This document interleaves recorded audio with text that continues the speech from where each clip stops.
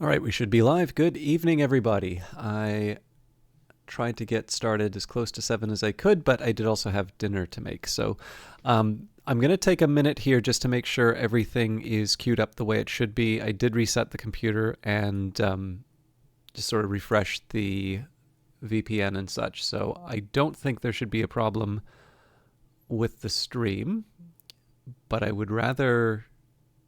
rather know that for sure before I move on. And Twitch is not helping me out here. Oh, nope, there we go. All right. So, yes, it's Doom again tonight, if I didn't say that before. We do seem to be making some decent progress in the game, so I don't know how much of the base game is left. I don't own the DLC, and I believe you need to purchase that separately, even if you are playing on Game Pass. But I'm enjoying it so far. I'm curious to see where this all goes. And I will say, so there's been a bit of a how do I put it? I've had a little bit of some variability in terms of how I stream this. So sometimes I'll do a full level. Sometimes I'll do a level and then sort of realize that there's not quite enough time for me to go the extra mile on the stream, so I'll wrap up with something like Ace Attorney. It does seem, just in terms of overall tone, so I don't necessarily know where all of this is going, but in terms of some basics, from my understanding, Doom 2... Oh, sorry, I just yanked my headphones out of my computer stupidly. All right, shouldn't affect you, but it definitely affects me. So, if I'm not mistaken, one of the last bosses, if not the last boss of Doom 2, the original, like the one that sort of made the genre, or the sequel to the one that sort of made the genre, I believe the Icon of Sin was the final boss for that, or at the very least, it was a later one. So that's been introduced now in the levels that I was in previously. Furthermore, our goal was to take out the 3 priests. So just in terms of overall tone for the game, sure, they could sort of pull out a surprise and say, actually, there's even more. And then, of course, there's the Con Maker. But so far as I can tell, in terms of opposition that we're up against, it would suggest to me that we are further along. I'd say probably past the halfway point here. On the other hand, the sort of the counterbalance, I guess, would be the point that I just made, would be that there's quite a bit of the base that we need to open up still, and I've missed a couple of the power sources, but I'm not entirely sure. Like, I don't think once I account for the, let's say it's maybe 3 or 4, really that should mean 2 more rooms. Oh dear, sorry, I'm getting some of my audio is cutting out with the headphones. Just give me a second here. This is the consequence of accidentally ripping out the headphones, but let me see if I can jostle it around to make it a bit better. Just 1 second, please.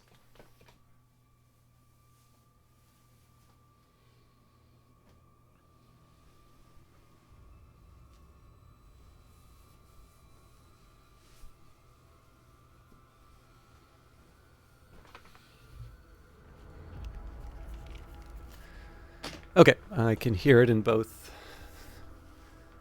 ears now. But yeah, so again, I don't need to.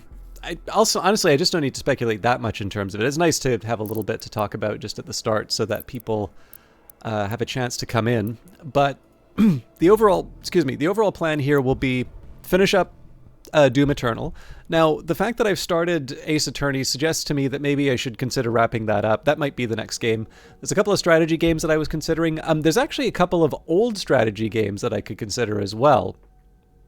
But one of the things I'd sort of like to prioritize where I can would be completing Doom Eternal, completing Cyberpunk 2020, and as much as possible have a really good think about the types of games people want to see. I do want, where I can, to lean a little bit more towards variety, because I spent so much time on Book of Hours, and I love doing Book of Hours, but I think it would be nice for people to connect with some of the things that I originally streamed, potentially some of the people who maybe have only known me through the Weather Factory stuff, and sort of reconnect a little bit with some of the strategy stuff. And they've got some smaller strategy stuff. I actually have some very old strategy stuff, which I kind of want to try. And I have some, some real wild cards, which I would find helpful. But the other thing that I realized is I actually really enjoyed playing Quake. And I do have more Quakes in my library. So, the fact that I've liked this and the fact that, Quake was enjoyable to do, if there was enough appetite for these types of games, I can definitely see myself doing something like Quake 2, or even Half-Life for that matter, because I don't believe I've ever done Half-Life on the stream. I've obviously played it before, but I haven't played the episodes. So anyways, we don't need to sort that out for today, but I've been trying to communicate where I can on the streams, as much as I can at least. Now is not a bad time to sort of offer a polite nudge in a certain direction, something that maybe I had done in the past that I could do more of in the future. Actually, oh, drat. I believe Hellblade 2 was another one that had come up. But yeah, I'm particularly eager. I think what's nice about Hellblade 2 is if it's like the first one, it will also be relatively short. So, that doesn't mean get through it fast. But it's nice in the sense that it doesn't have a big commitment. So it's one of these things that can fit in rather nice, especially between big tentpole like things. Anyways, let's take a look at the Fortress of Doom, and we'll probably... It is not accessible to anyone. No human or sentinel has ever set foot in their dimension. You can use the Maker's Origin Factory in the Hell City of Necrovol to pass through the void. Once there, you will not be able to leave on your own. But Vega can create an exit portal for you. That is why you must bring Vega through the void with you to Urdak. Understood. I'm detaching myself from the ship's systems. Processing. Total transfer to external drive complete.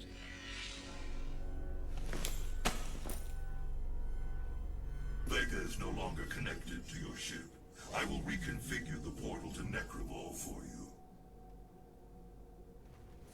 Do you require anything else before we begin our journey to Urdak?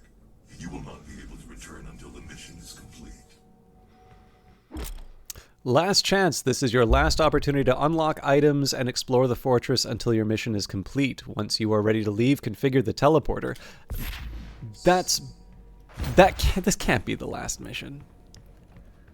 Well, it could be the last mission before I get to the fortress. So, anyways, one way or another, let's use the resources. I don't think there's anything here, although we are getting something of a collection here now.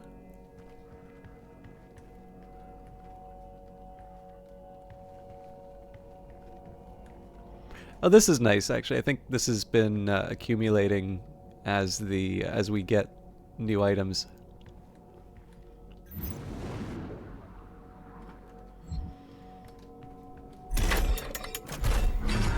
So I realize I could have been doing some of the talking while exploring here, but I didn't realize that we had to make some choices. I will head down there in a minute.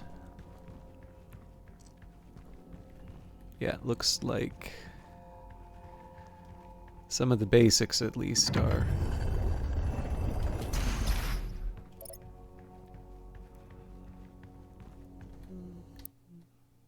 Okay, so we've got at least 2 more rooms. I don't think I did a partial one, but...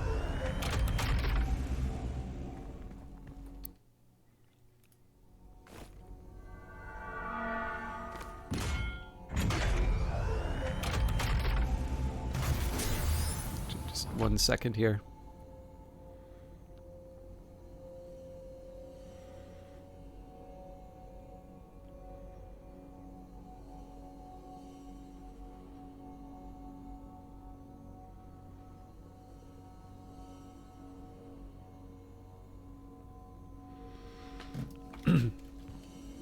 Okay. So I will make sure that I spend these before I go onto the final mission, but let's see if we can get another one of those before we commit.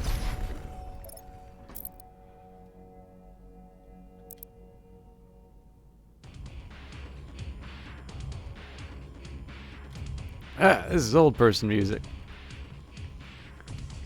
Oh, I didn't realize that you could let it run while you're going through. That's a nice feature, actually.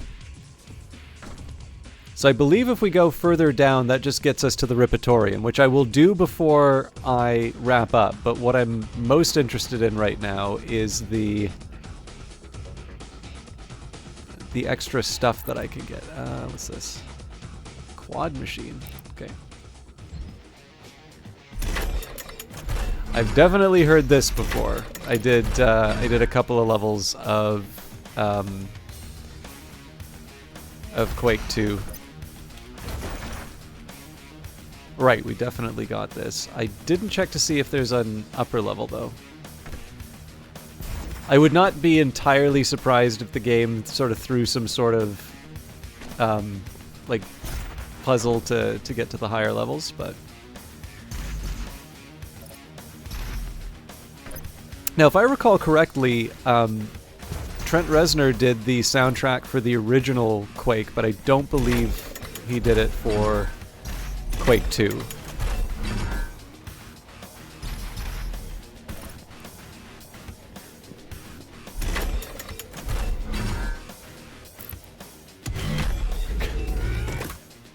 Okay, this I have to hear.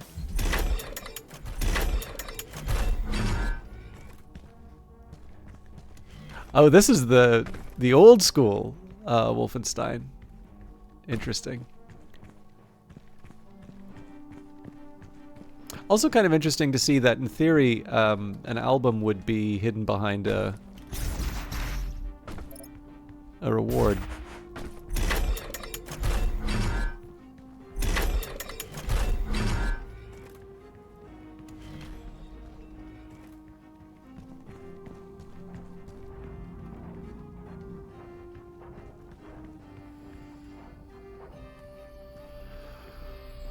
Okay. What's this one? Doom 3 it is.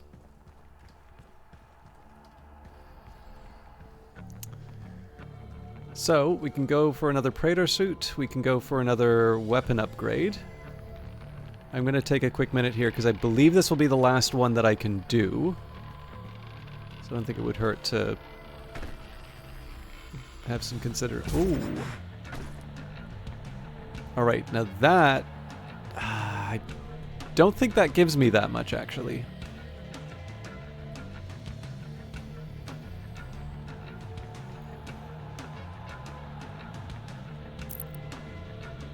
Doom 64?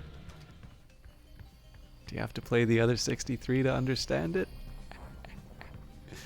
Alright. I think I'm...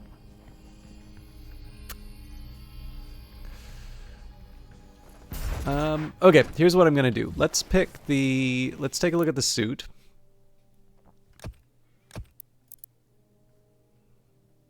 Oh, you know what? The Sentinel Crystal would give me armor for blood.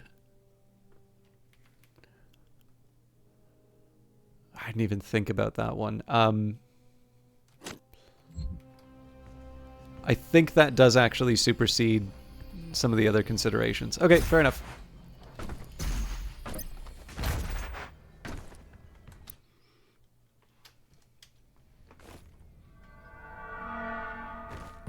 Sorry, having trouble making decisions, but we will be good to go in just a moment. And again, I'll spend a little time in the Ripitorium just to acquaint myself.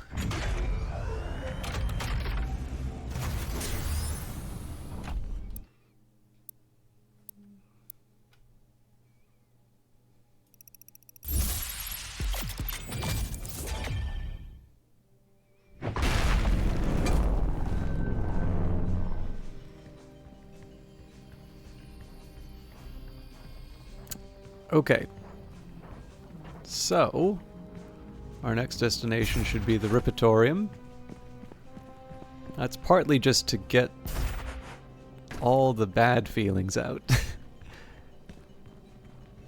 This is not the room I want to be in.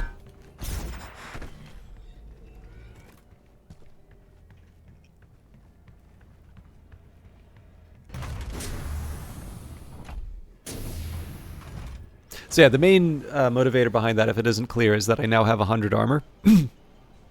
So it helps out with the survivability, seeing as we've already maxed out our ammo.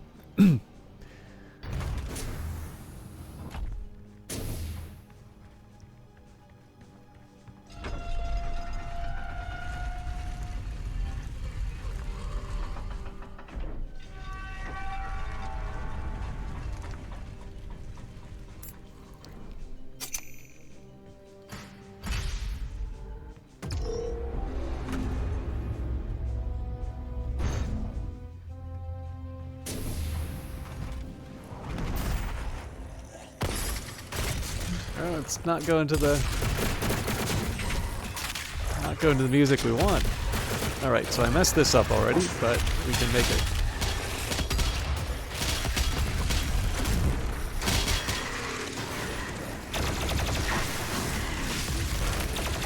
Okay.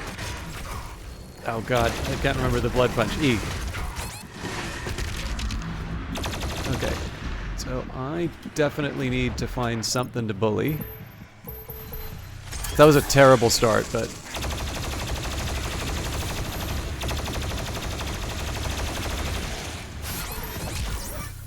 Oh, that sucks. I was really hoping not to use the extra life. Because this is... Obviously, this is an... This is a completely optional...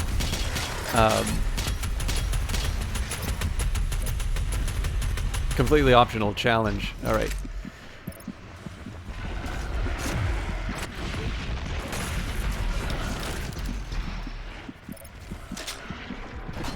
So, I need to just get a little bit of breathing room for myself. Not that the game's going to offer much. Okay. Oh, okay, it just gives me extra lives. Because it can. Ah.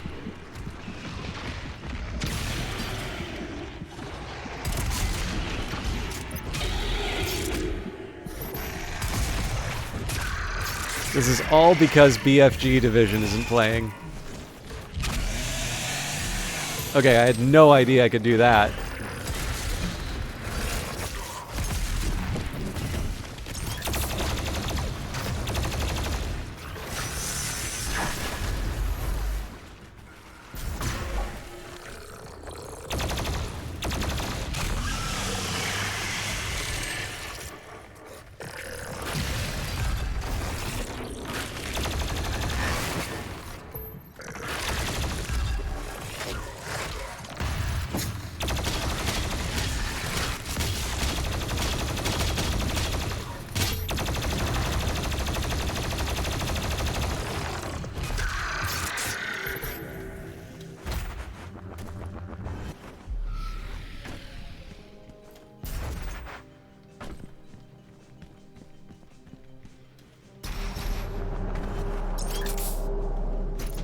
Alright, shameful display.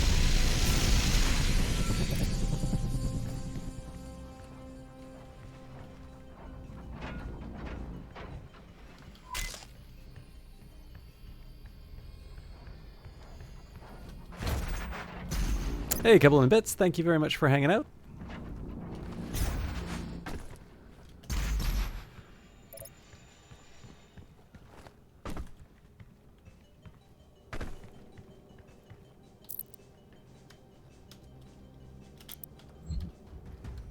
Actually, I wonder if I can...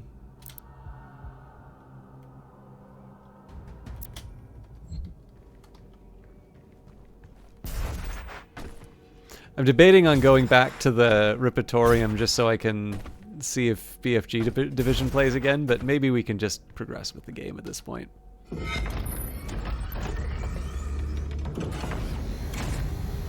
Not exactly an auspicious start, but we'll make it work.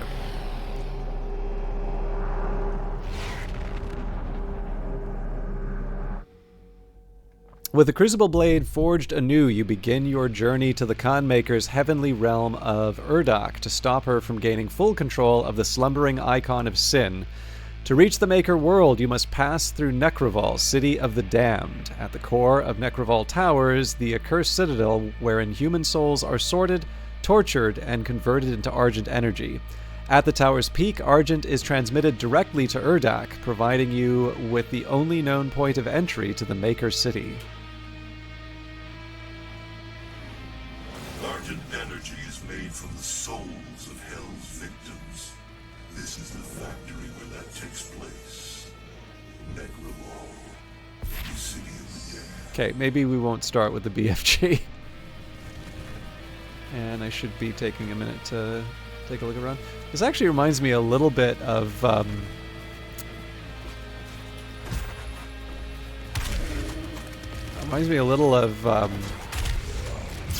what was it?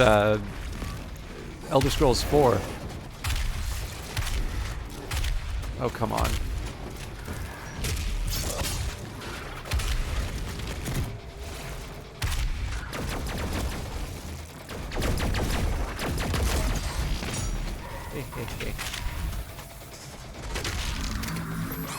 Okay, that sucks. I deserve that. So one of the challenges that I run into, I actually don't have a good answer for this yet. I get in too close on those particular enemies. So what I probably should be doing is taking advantage of the dash. Oh, also, let's take a quick look at the challenges. I should also use up these Sentinel points. We've got 18. Okay, so kill 2 demons with the Crucible, 8 demons using Crusher Traps, and perform a left side glory kill on the Doom Hunter.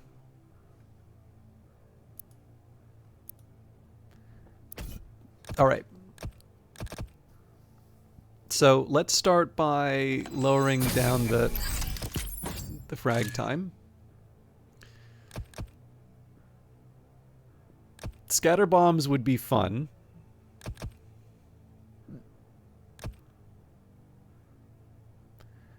Definitely increase damage.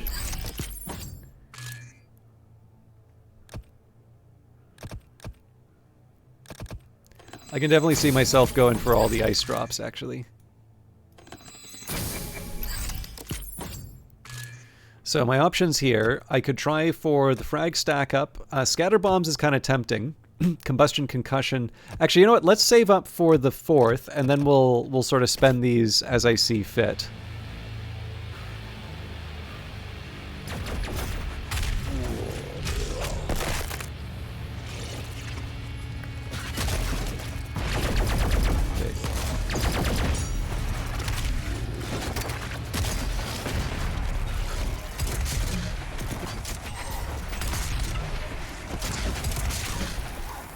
Okay, so distance is not saving me here.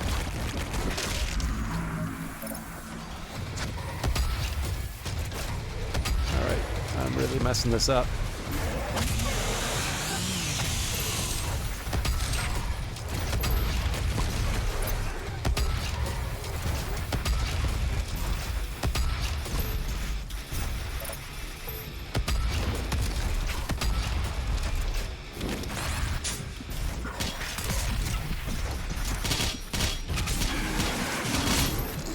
Okay, so that got me some much needed health.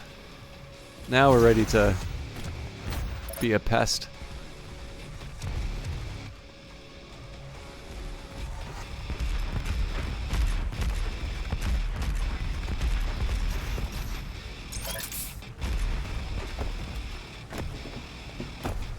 Okay, so it wouldn't just throw me around here for no reason.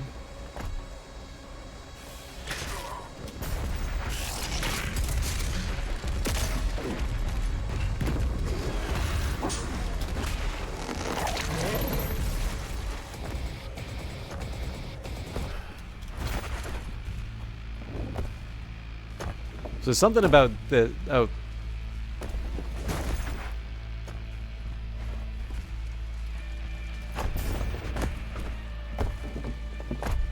Alright, fair enough. I want to see what this looks like on the other side. Oh yeah, had I been paying attention, I just can't go in through the front, so...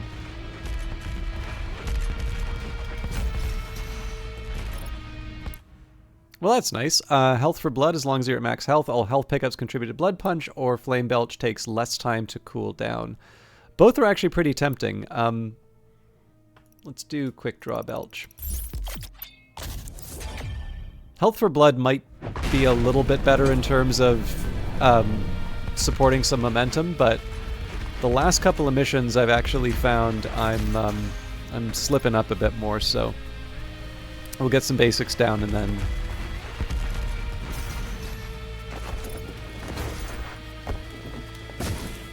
Well, that wasn't a smart start.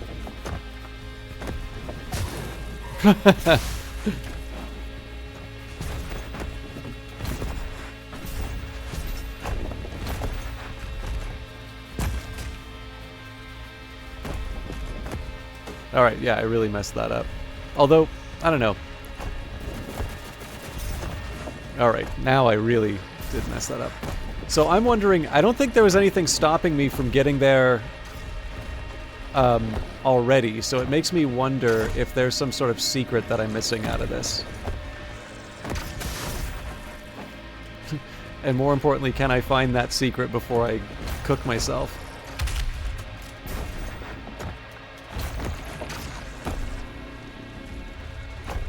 I'm willing to guess no.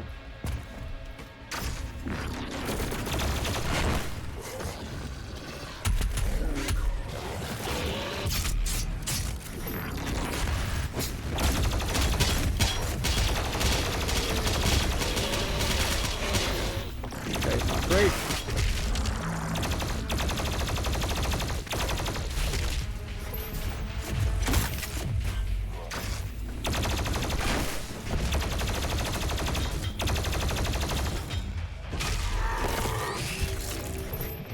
Apparently we dealt with the pinky on its own. I'll take it.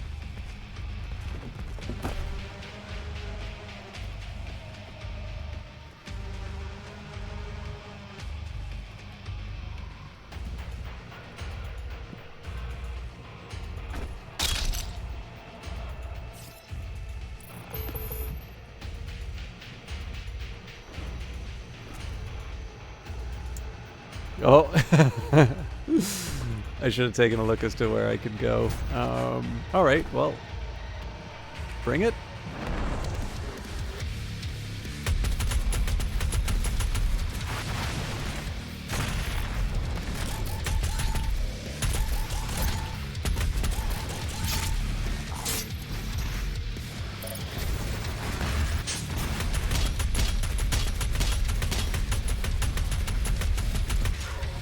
Oh, that targets. All right.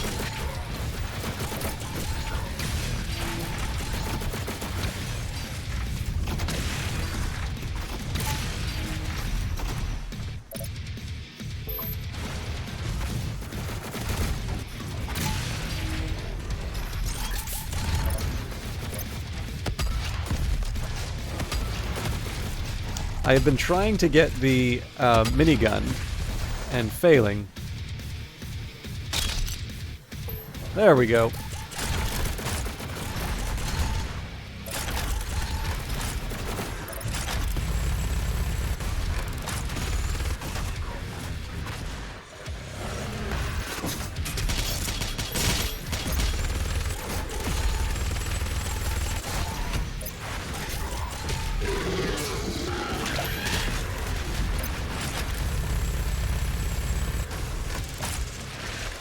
All right, everybody's here. Holy hell.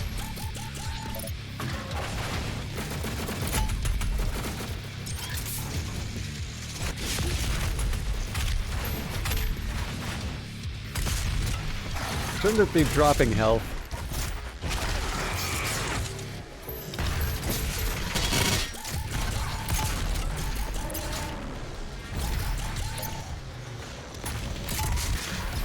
Alright, I am so dead if I don't figure this out.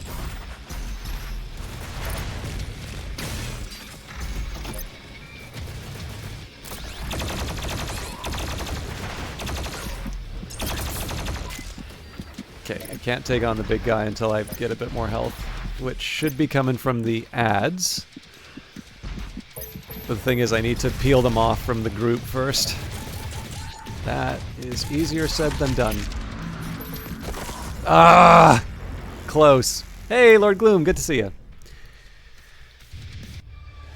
But I'm not crazy about the fact that I'm needing 2 tries when I used to kind of get these things done in one go. Okay.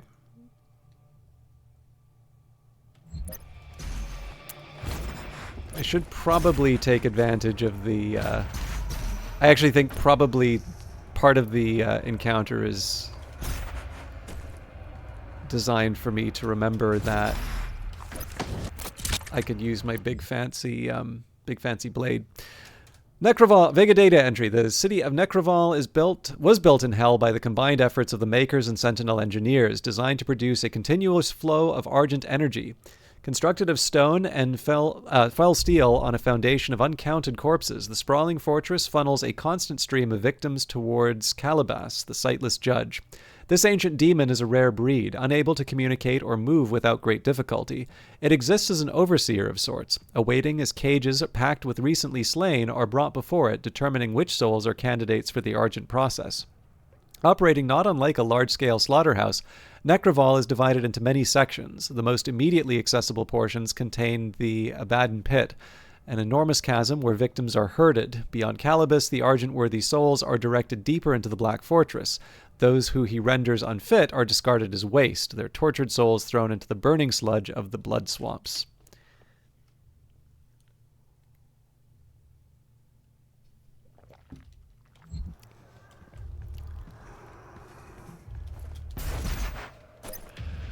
I'm told, so I've heard a story that apparently part of the justification for, yeah, so that's why it was reminding me about the Crucible. Oh yes, here we go. Should remember this thing.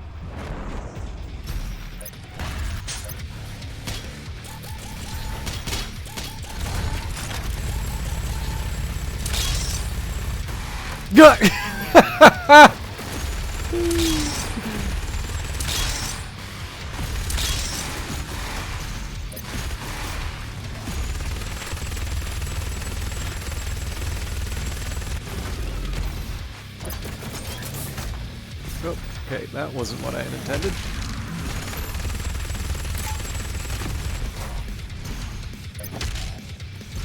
Kill it, screw it. I really gotta remember to find those buffs more often. That's a lot of fun.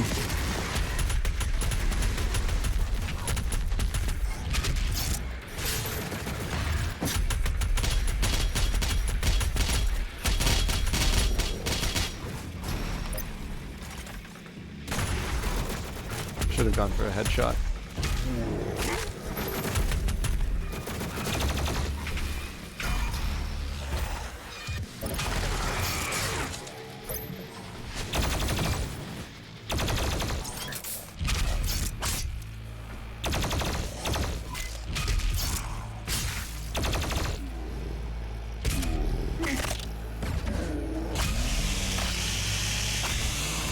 Delude, how you doing? Funny coincidence, I just learned a way to crash Doom Eternal. How did you do that? Also, very good to see you. Folks, I've been a little too occupied with the game, but I do want to just take a minute here and mention that both Lord Gloom and Delude Daybreak are broadcasters. I know Delude's on a little bit of a hiatus just to deal with real life in the best possible way. But please don't let the absence of a shout-out get in the way of you enjoying both of their wonderful streams. I'm going to take a minute here just to explore.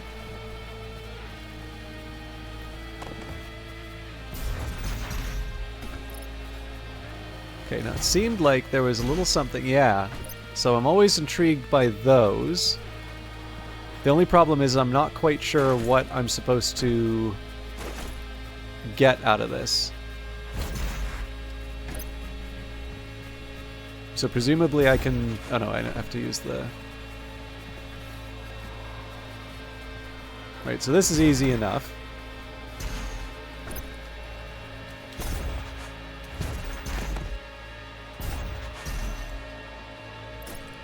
And that's the problem, right? That gets me what? But they don't throw stuff like that in a level at random.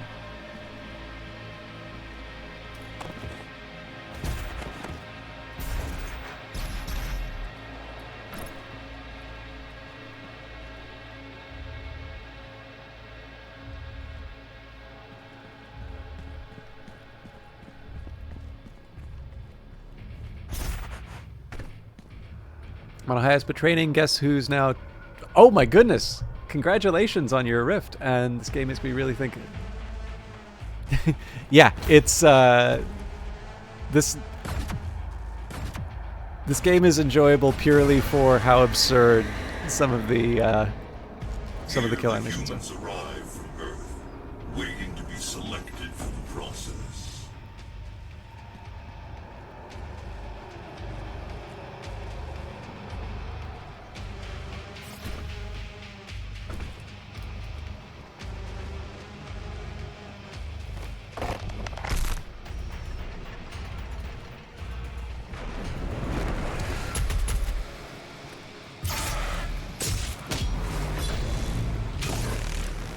Oh, I was hoping I'd get both of them.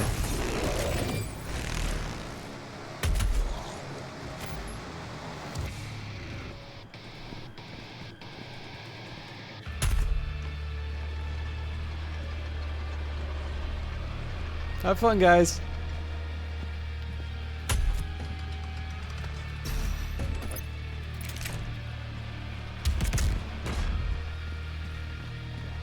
Okay, actually we have a minute here, so let me do this real quick.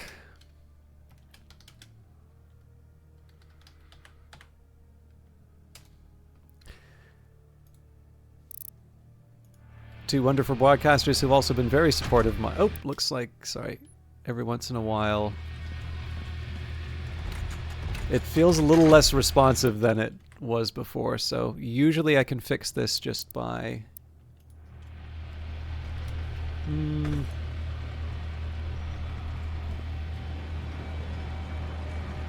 Okay, tell you what I'm going to do. I do worry a little bit that I've actually just... Actually, you know what? We can probably do this now. So I'm going to go to desktop real quick. So about the crashing, it's usually something that you can do using the stair builder glitch in classic Doom. So I'm not familiar what that glitch is. Played the computer in-game in Doom Eternal. Oh, okay, so I should probably play the original Doom. I'm assuming that's in the Doom Slayer's little man cave or whatever they call it. Sorry, folks. Now you can know my hesitance in doing the shout-outs. But I figured that was not a bad place to reload.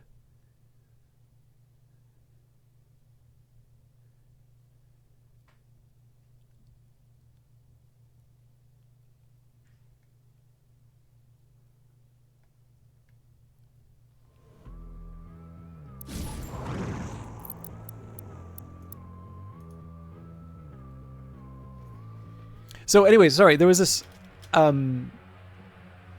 story I was telling. So apparently there's a specific choice that was made in terms of the types of enemies that we see inside of these games. So in the case of Wolfenstein, right, one of id's first games, it's pretty obvious, like, Nazis are an unambiguously bad enemy.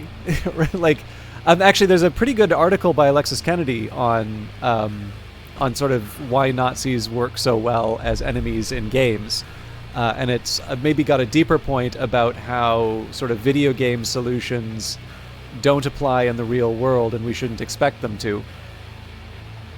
But then the next one, of course, is Doom. And I mean, I think there was even the point made that, you know, Sandy Peterson's Mormon. But it's like, well, you know, the demons are the bad guys. You're fighting the bad guys in this. I don't see what the problem is.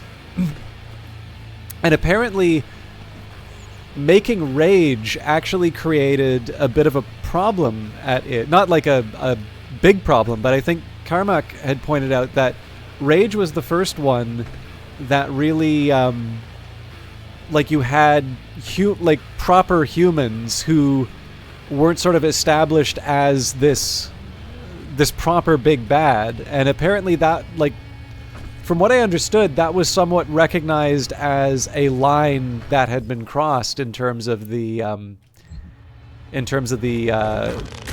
id games, which I thought was interesting.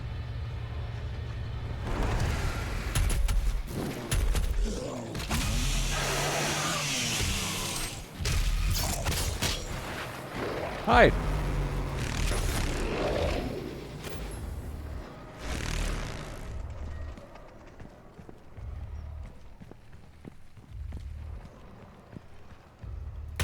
How's your Warhammer going, Zarog? Okay, so there's probably something about the... Oh, here we go.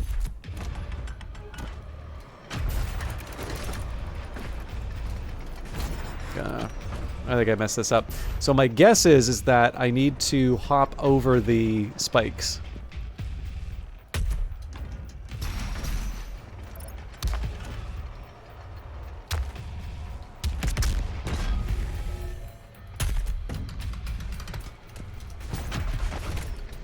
Okay, so...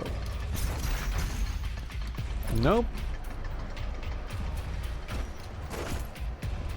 So I should think more about what that... Oh!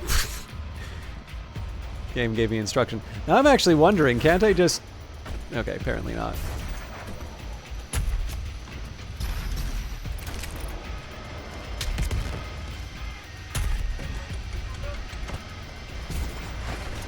As I've said many times, this game is for smart people. It's one of my greatest challenges. Oh, here we go. The Khan Maker needs Earth and its souls. Her world is dying. The culling allows her people to replenish their resources and survive. As you save your world, you put hers in peril.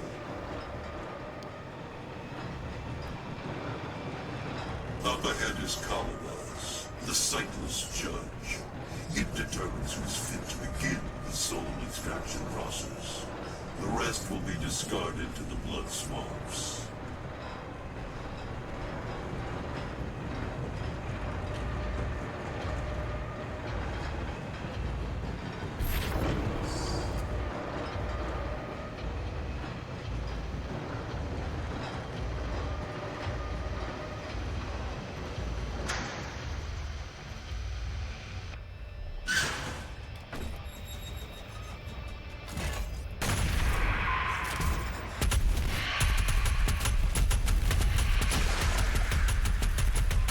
This really is the sort of thing I need a BFG for.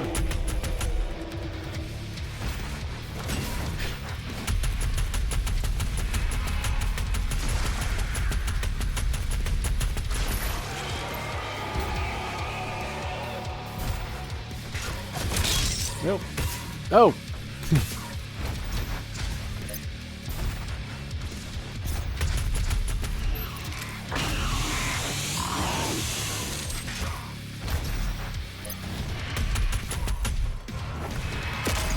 No, that's not the target I want. Crap! That's also not the target I want.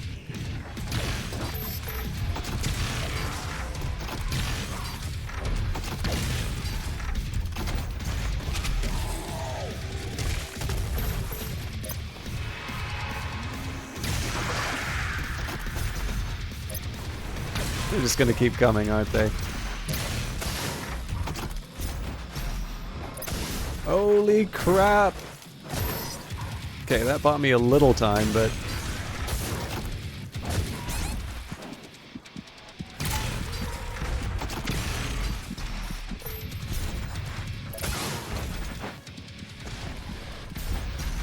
I really just need to turn one of these things into health.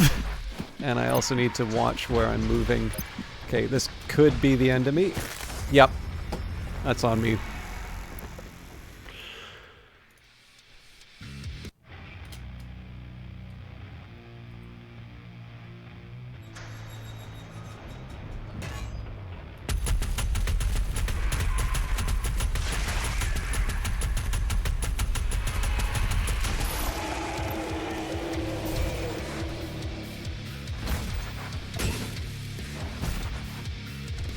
didn't want to stand there anyway.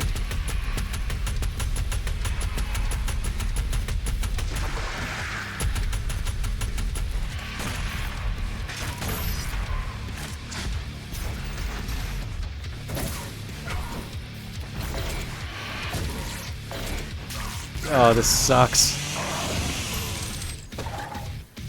I definitely did not intend to waste so much health trying to take that thing out. What I will do, though... No. I really need to get my,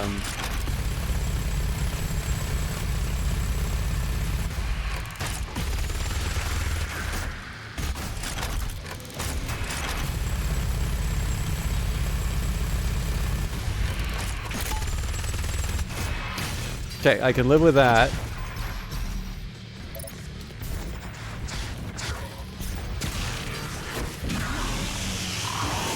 I do need to get the health next, but...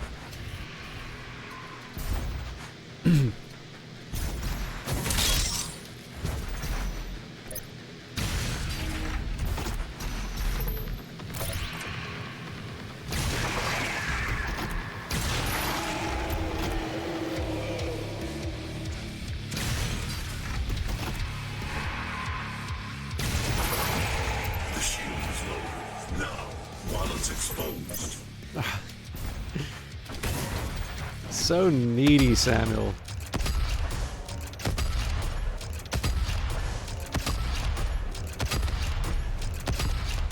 Why do I get the feeling that I need to punch this thing?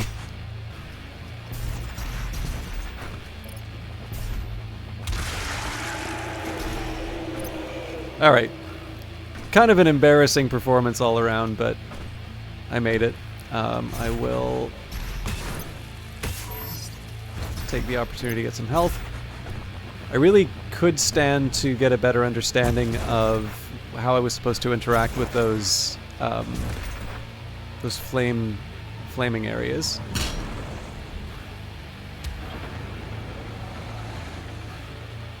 That was suspiciously easy.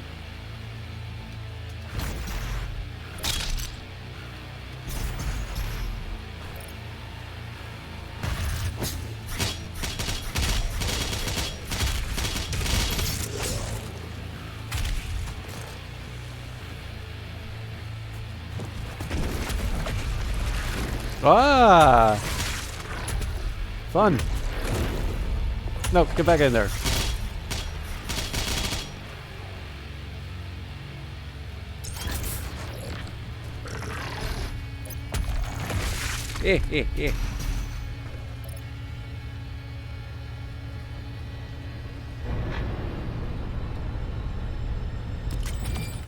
It seems to me like I can probably just level this up now.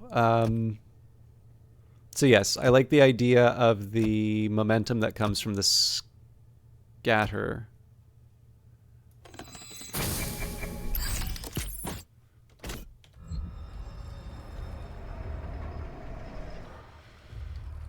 So I do need to remember to use the blade.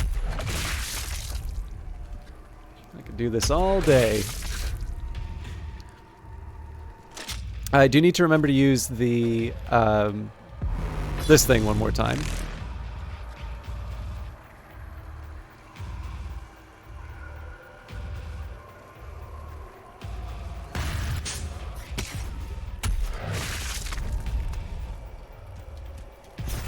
Apparently I have one more.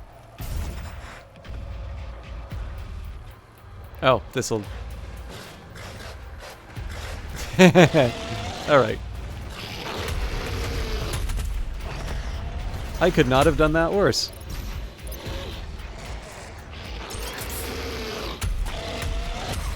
Ah!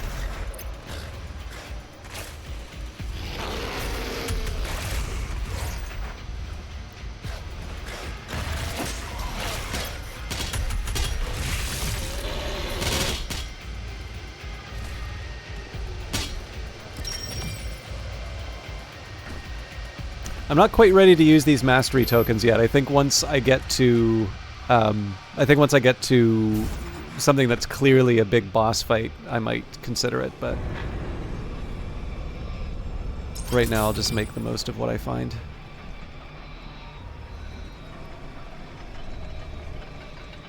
Ah. Again, one of these things where it's, you know, they don't put this stuff in a game like this at random. I guess I was supposed to sort of walk up and realize there was a map back here. Oh.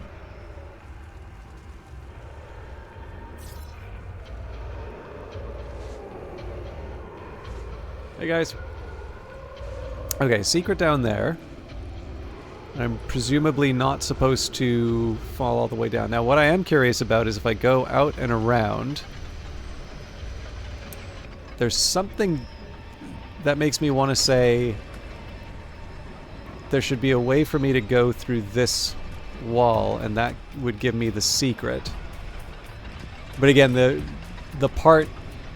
tricky part on it is the game usually gives you a pretty clear idea of what it expects in terms of your movement. All right. So one option I have is to head down there. I couldn't make that on its own. Okay.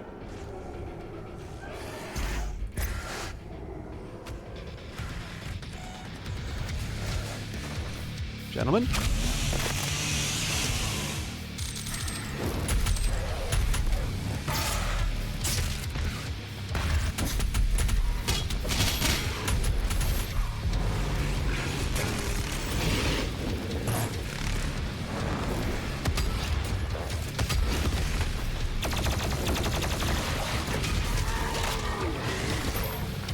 Whoa!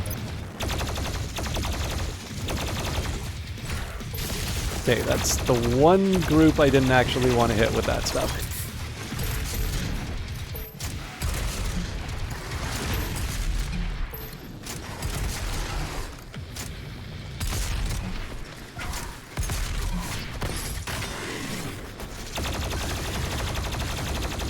Okay, not so good, but we can make this up.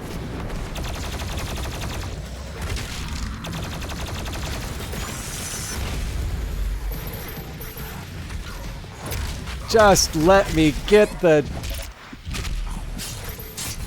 That cost me more health to make that work than I got.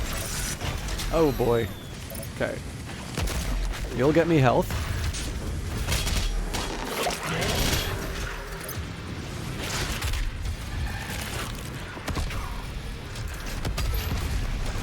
I'm very tempted to use the blade here, but...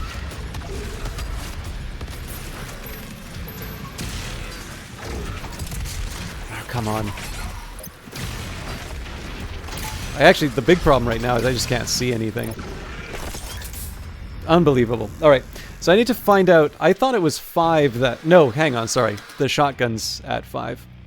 So, what I was hoping to try and do is use the chain gun more often. So I feel I can do much better than I showed here, and something has really tanked my frame rate. There we go.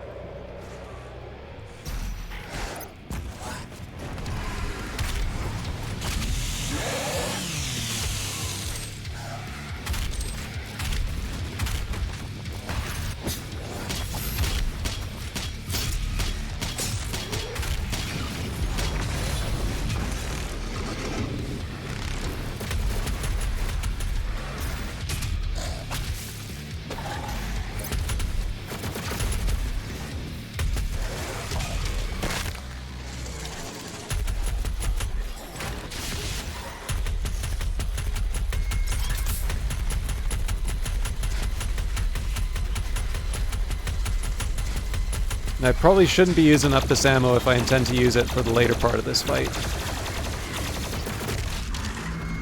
Not great. I'm going to need to use that against the big guy in a bit. Or now. I just need to chop something, please.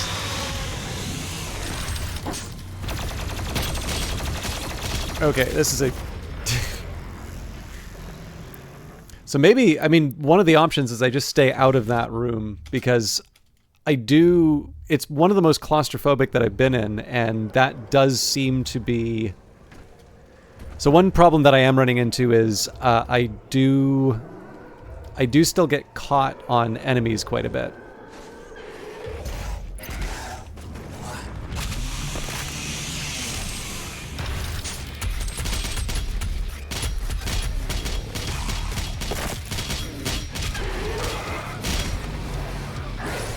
Oh, not you.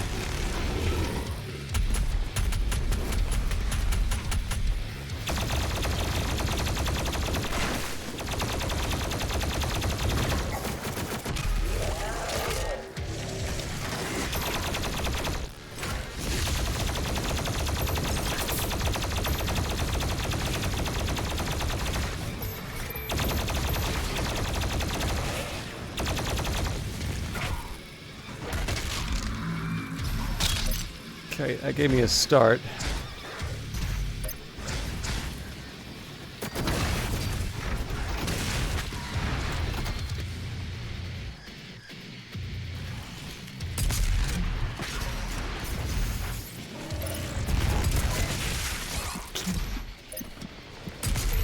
That attack is never going to get old. Ah! I thought I was doing a glory kill. All right. But yes, moving through the rooms seems to be a decent strategy, though I am still going to... I'm still going to have the same start. I do prefer taking out the imp, though. Alright, that's not great, but...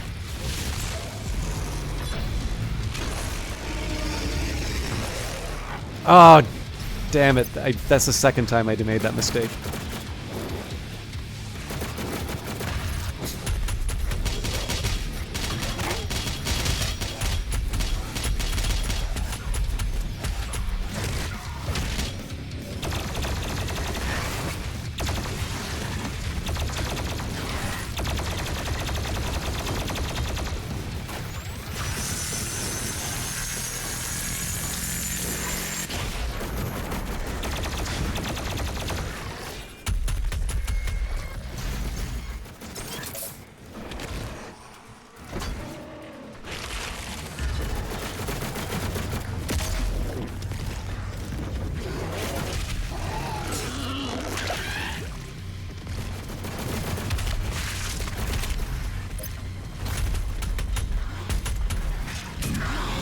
Okay, so I need to get some deep.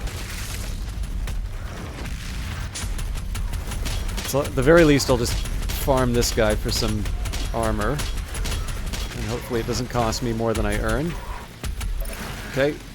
Turns out that was a bad assumption, and I'm pretty sure I'm dead. Well, it's worth a shot. Yeah, so obviously, I lost a ton of health there. But yeah, I have been trying to get the glory kills as health. They're just, I'm not good enough. Is what that comes down to.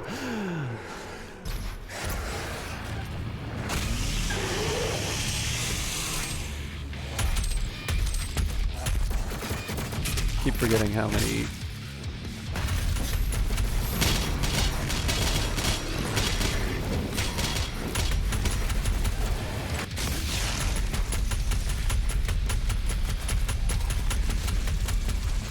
I was premature on that one, but we'll do our best. Rockets, please! Okay, screw it. I don't need to be a hero here, so...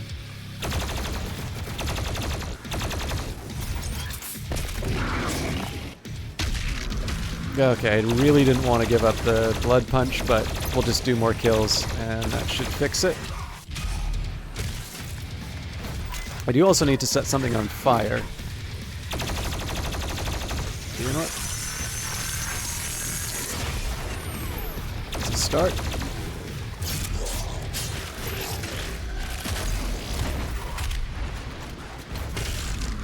God. Okay.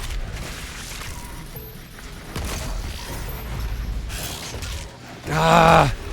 I really thought I had him on the...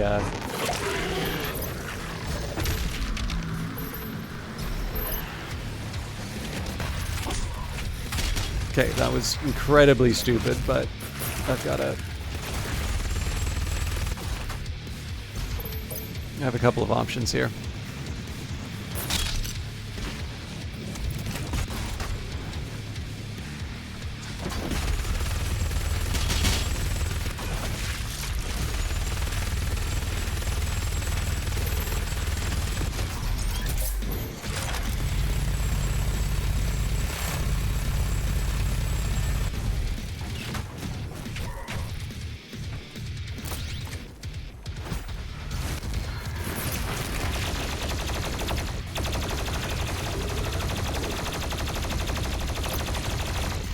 Okay.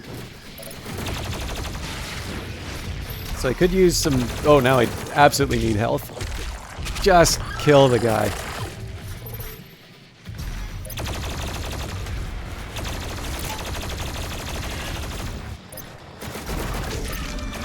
Oh, I thought I could glory kill him. Okay.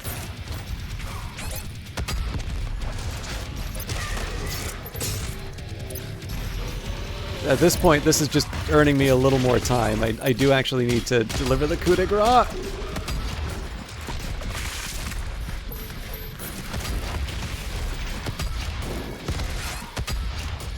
Okay. I hate that pinky. Okay, I'll take it. I really need to kill that archdemon.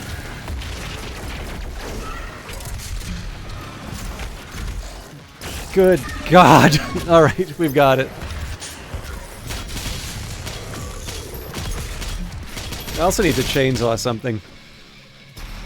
Actually, the easy answer right now.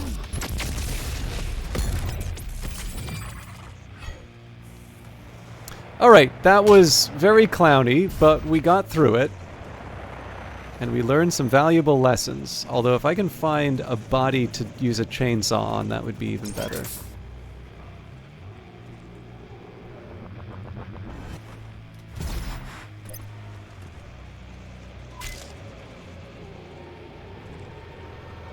So we still didn't find the that lower level there, although that looks promising.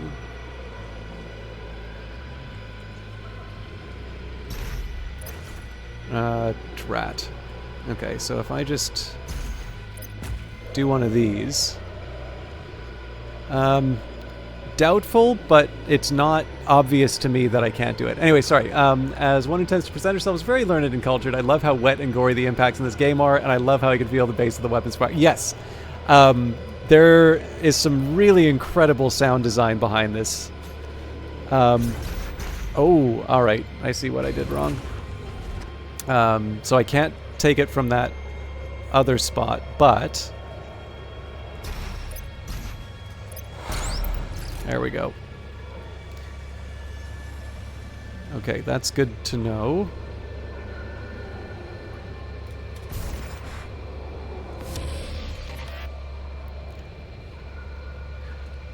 I can't remember, have you said you've played this before, right? So you know how the various attacks work.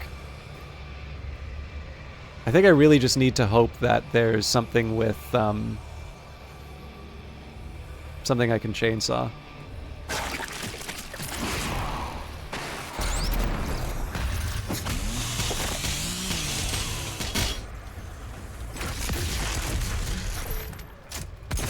This is not the fast way to do it. Alright, well, I got my ammo, I guess.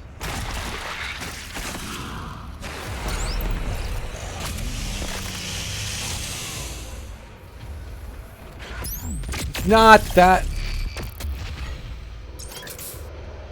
This was the weapon I wanted, not the BFG. You've never actually played just a soundtrack appreciator. Fair enough. No, it's, so the way... In the original... Well, not the original, the 2016 remake of Doom, I'm really hoping I did not set myself up for disappointment with that BFG waste. I've talked about this a couple of times, but I think people will forgive me for saying it again.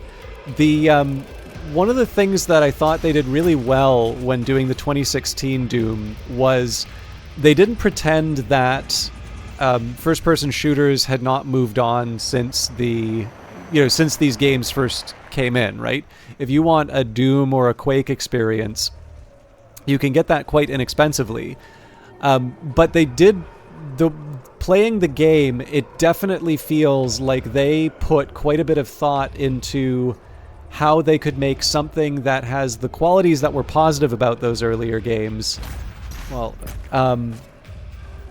still sort of recognizing the priorities of sort of a modern game. And one of the things that they did was they said, we live in an age where you can sort of hide behind a wall and regenerate some health.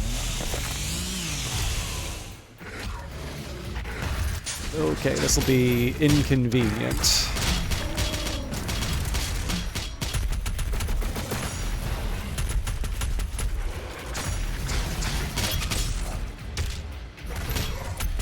Right, so you need to find a way, you need to kind of meet the expectations of the player, but in this case here, the way that you get health is not by hiding behind a wall, but rather going in and doing more aggressive attacks. So when you see those enemies flash blue, you get health. And then the way that you get ammo is you use the chainsaw on them. There's obviously ammo still lying around like it would be in a classic shooter like this. But again, the smart insight that they had was just you don't need to be beholden to the decisions that were made when this genre was still being figured out. And what they did was they sort of took the spirit of the game in the sense of trying to keep a lot of movement going on, trying to keep the the game aggressive. So for instance, oops. Humans must be tortured, the flesh tenderized. Once enough pain has been inflicted and the spirit broken, the soul is ready for the extraction process. So one of the things that you may notice about this game is there's no reload. Now they do constrain you on ammo, but you don't need to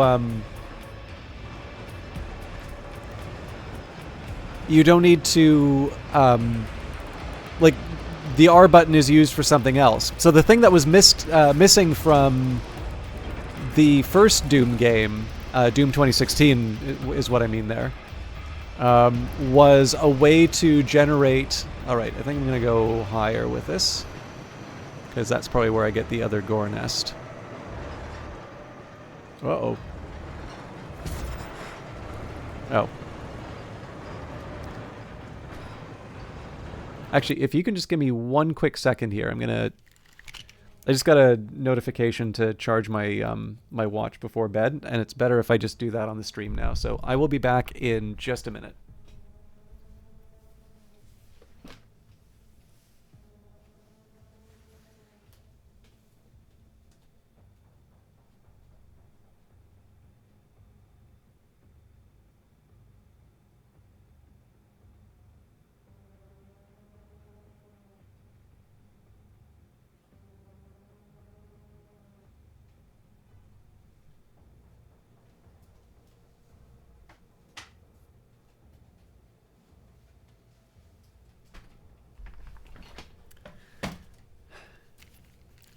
But yeah, so basically what it comes down to is it's not taking things away from you. It's not saying, hey, you're gonna play a game that just couldn't get over the 90s. Oh, okay. Oh, it's almost certainly just not gonna let me go through. That's weird though. That really feels like I should be able to go into that spot. But yeah, so instead of sort of saying, thou shalt not, recharge your health behind a wall, it says, no, you can get your health, but you need to beat the crap out of a demon. It's like, oh, are you finding that you don't have enough ammo? Well, just chainsaw the thing, right? Okay, that's... Oh god, an empowered pinky. Alright.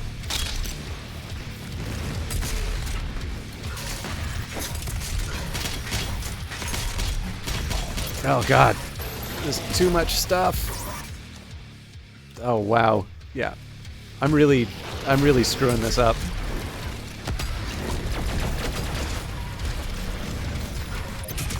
Right, so that's how I get health. I'm just trying to get a sight on this pinky. By the way, these things are armored on the front. It's just, it's not showing its back for me right now. I am going to need to find something to give me health, though. Or ammo. Ooh. Okay, not good.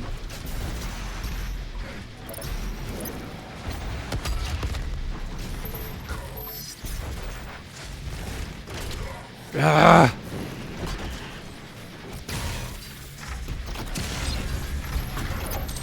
I'll take it.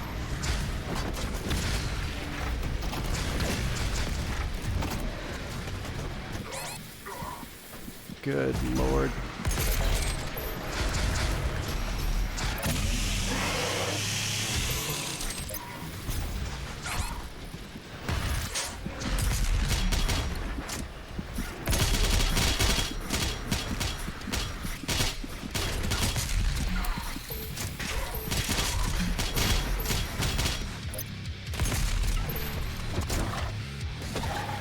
Okay, I need ammo, so...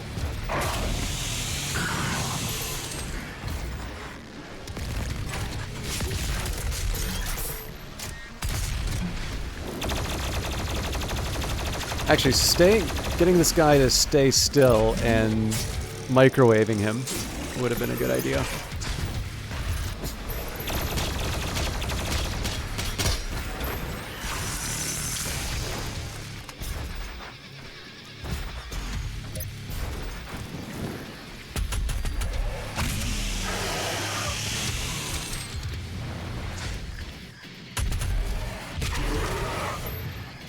These all seem to have, like, enhancement auras on them still. But we took out the pinky.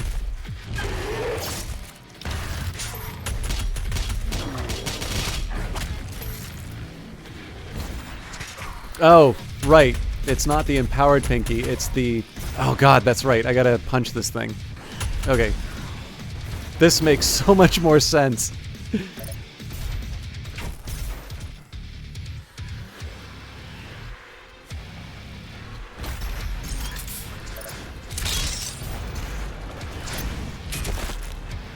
There we go.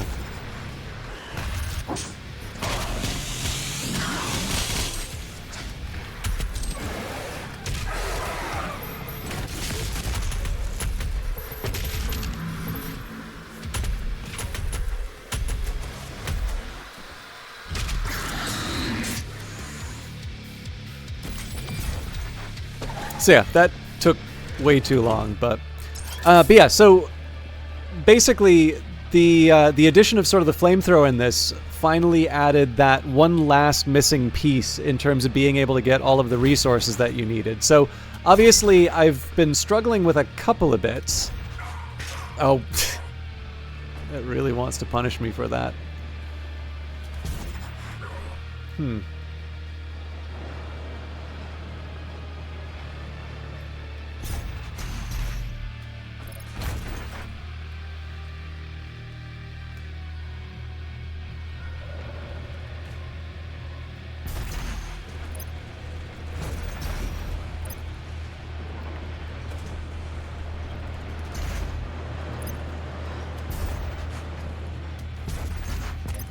That's what it wanted me to do.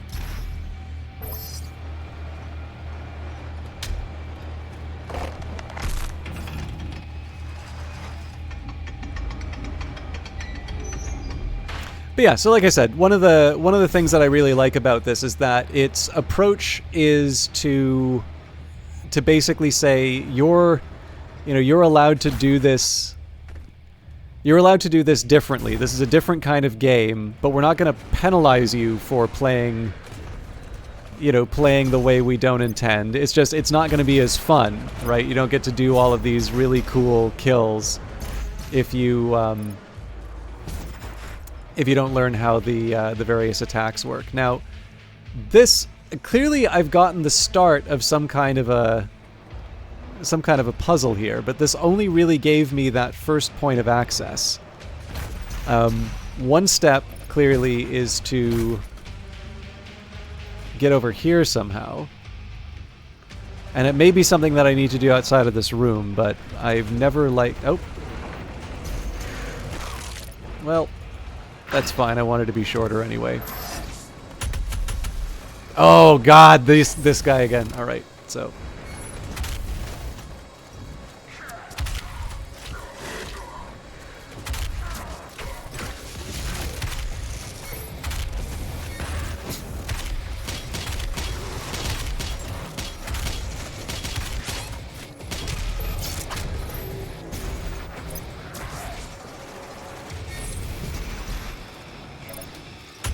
I definitely need to focus on the Marauder solo. I can't. I'm not good enough to.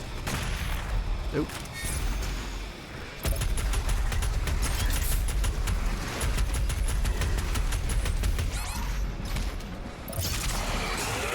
All right, bought myself a little time.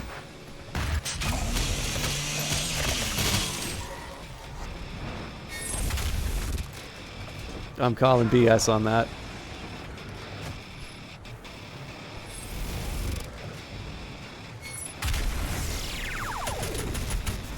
Okay, that's not the weapon I should be going with.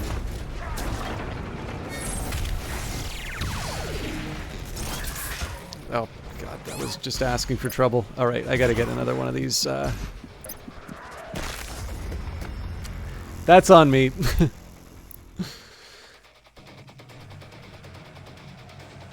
But yeah, if it wasn't clear, the Marauders are probably one of the ones I struggle with the most. But I will learn.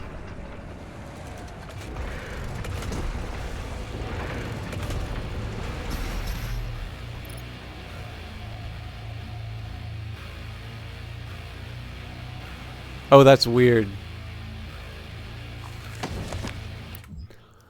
Fuel the Eternal Flame. Translation from the Korax tablets. The transformation of The transformation of mortal creature into demon is a laggard and gradual process, one that can take eons to transpire without the catalyst of Argenta intervention. The victim is left to maunder in the Shadowland for years uncounted, where over ageless time they transform into a demon. During their nightmarish journey, the ethereal soul slowly drains from their body, and in that dark realm, the substance of mortal life is manifest as matter. It gathers in pools of volatile aura found all over hell. The demon kind call these pools the Well and use them to invigorate themselves for battle. How you doing, Tikri? Good to see you. It is from this aura that the essence is formed. By melding it with Wraith energy, that which lights the darkened hall and sets the sentinel world ablaze, the essence is founded. The combining of these primal energies creates Argent energy, a power source so potent, so incalculably formidable, that it has consumed the Argenta and driven us onto greater influence than was ever possible with Wraith power alone.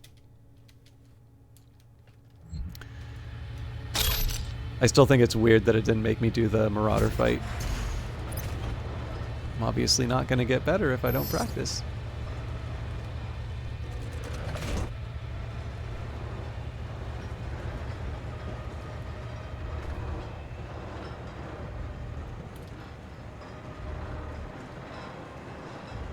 Yeah, it doesn't let me walk through those. Okay, so this is nice and all, but this is not exactly what I'm looking for.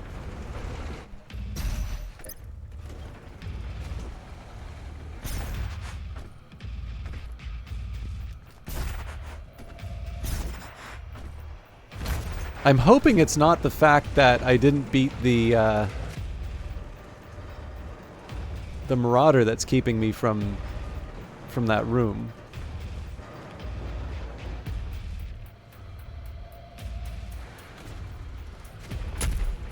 This is actually one thing I might be willing to look up on a guide just to make sure that I'm not I'm not wasting time.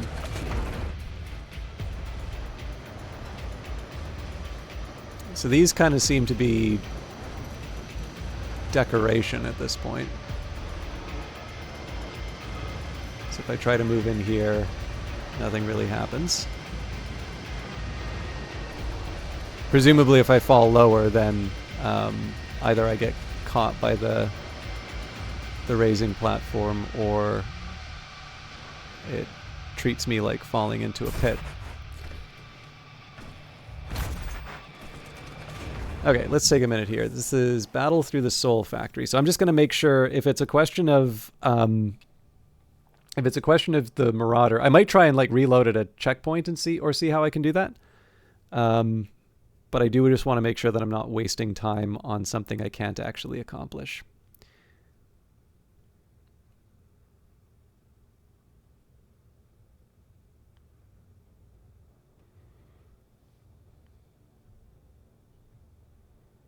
Also, it's called Necroval, not Battle Through the Soul. Sorry.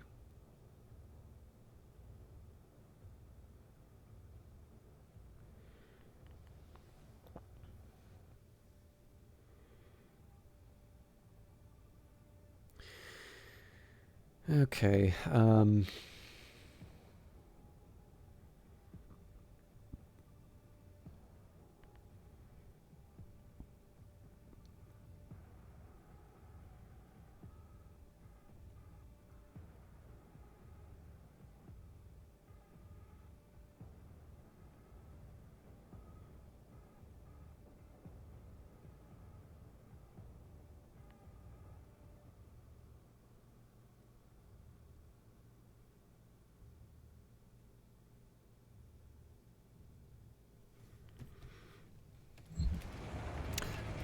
What I saw did not make any sense at all, but it didn't mention a... It didn't mention a Marauder, so... I will look for another goal. I'll look for another guide if I have to, but I'm trying to preserve at least some surprise for myself here. Okay. Oh, hello.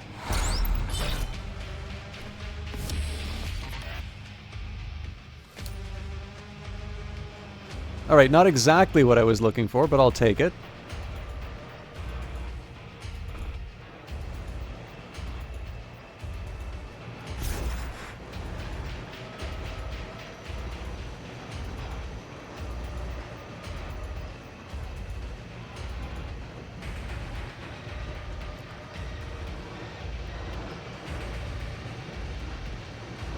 Okay, there's nothing for me there. I'm going to take a minute just to make sure that... Yeah, it's one and the same.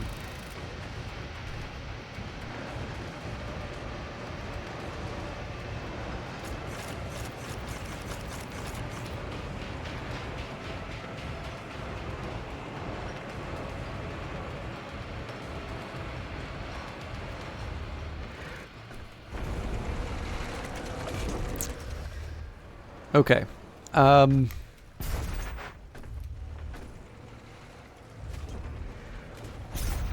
So clearly something's got to open this gate. I'm going to do my best. Oh. Oh, there he is. Okay. So that's unfortunate.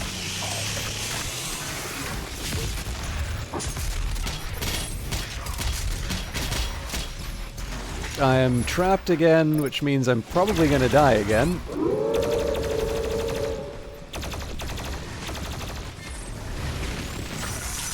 Yeah, he's protected from that. Well, that's a shame. Spent so much time running around. Yeah, no problem. Delude?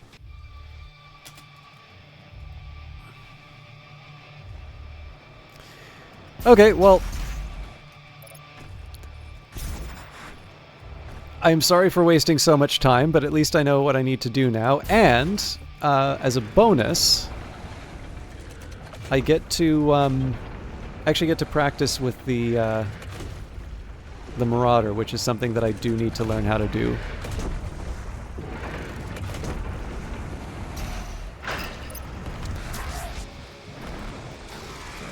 Oop. Discipline. Okay, not so good.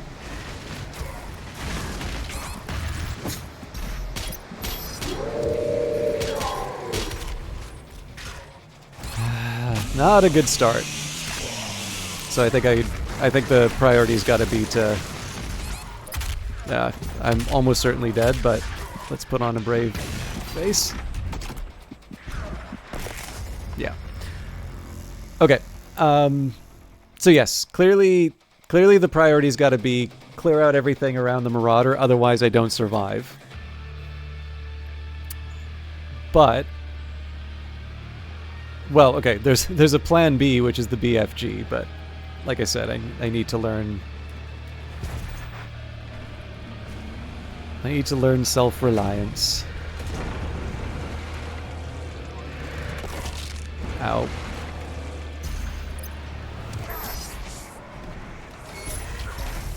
Okay, that already sucks.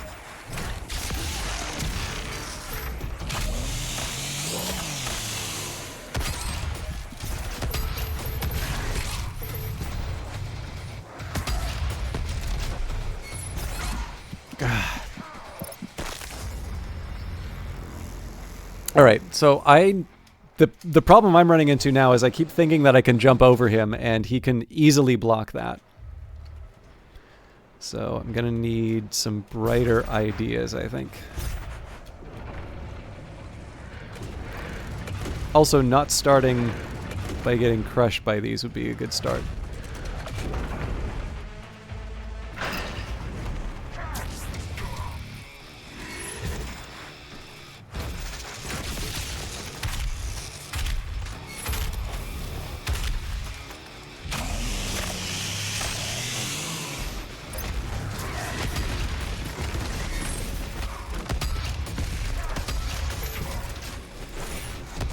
Not an auspicious start. Oh god, that is not an auspicious start. But we have cleared out the bad guy.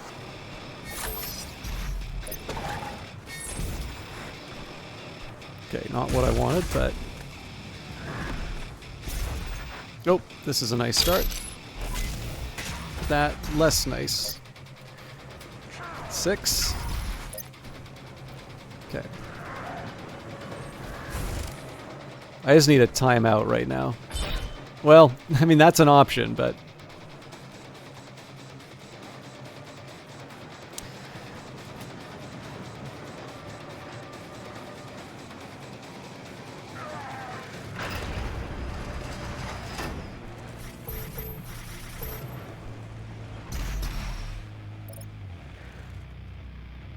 I think he just got crushed by the... Okay, so I don't get to learn my lesson after all. I'll take it.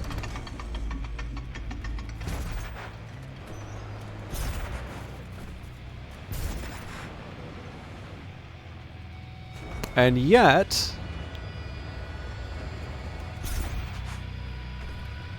that can't be right.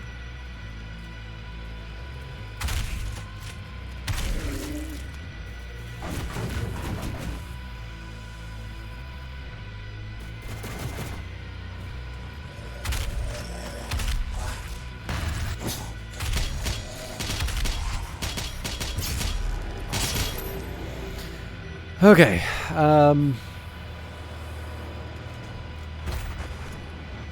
so clearly I want to get in here.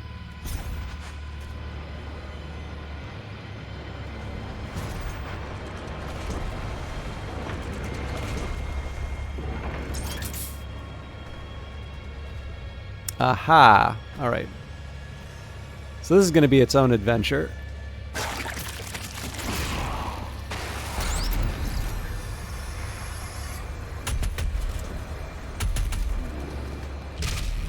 So I sometimes wonder if these are intended to just waste my time.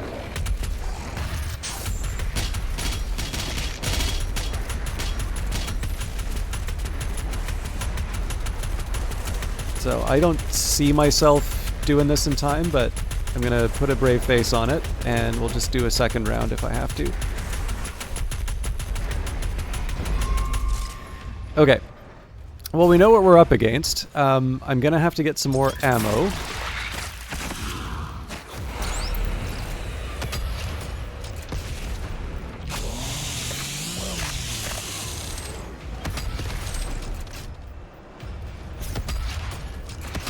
Okay, not a good start. I just wasted like 2 rockets accomplishing nothing.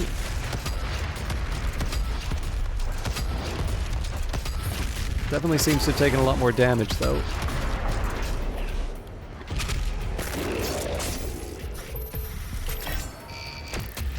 Okay. So, nothing a good chainsaw won't fix.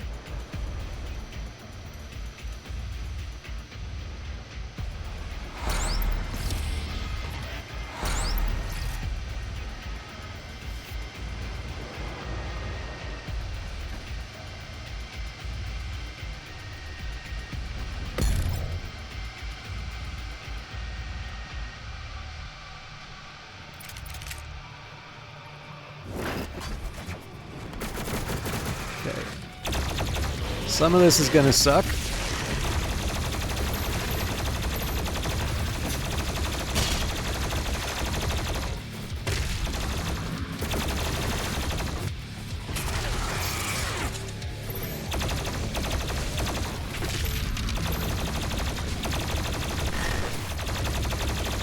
So I figure if I can clear out some of the riffraff before we focus on the big guy, that might help me out a bit.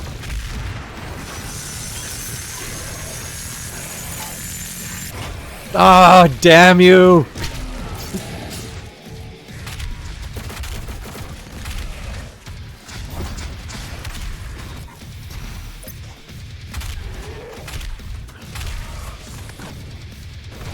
Oh boy. Oop, that's not what I want to hit.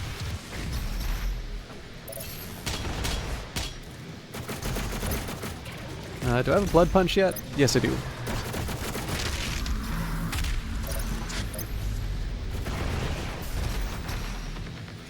And it is really tempting me with that shard, but I wanna try and get my total back up. Okay, not great.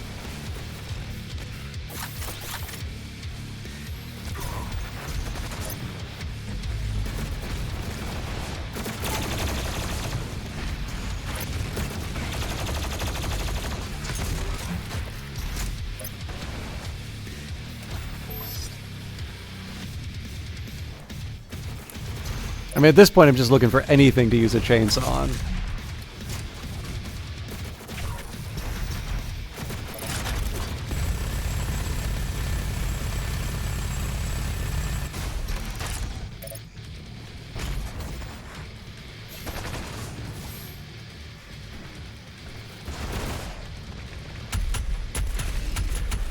Build.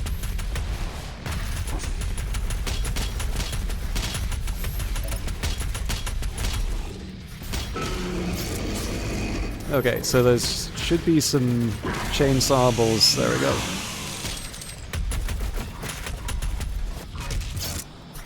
Okay, lost all my armor doing that, but I'll focus on one problem at a time.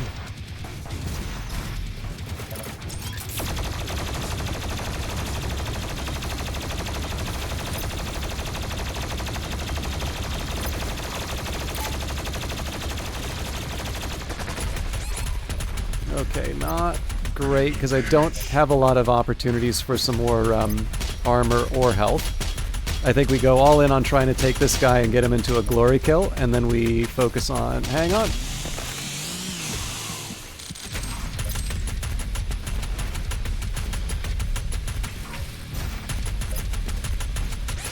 Ah!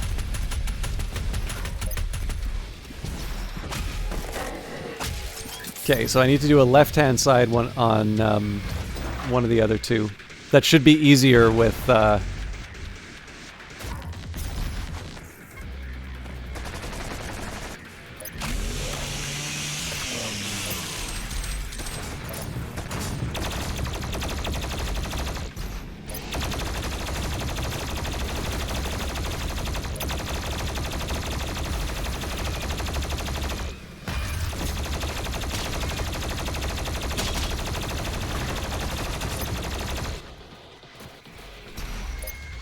Again, this is going to be one of those points where I try and get some ammo, but I also want to get some distance.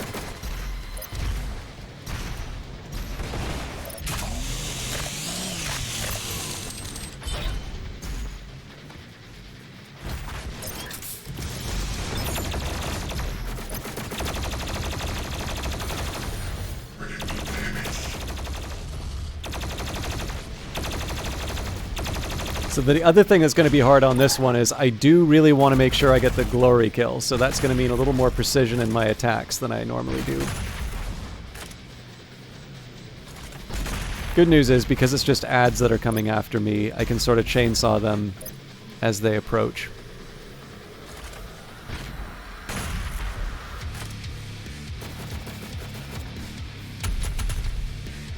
Okay, left side. Oh, that's crap.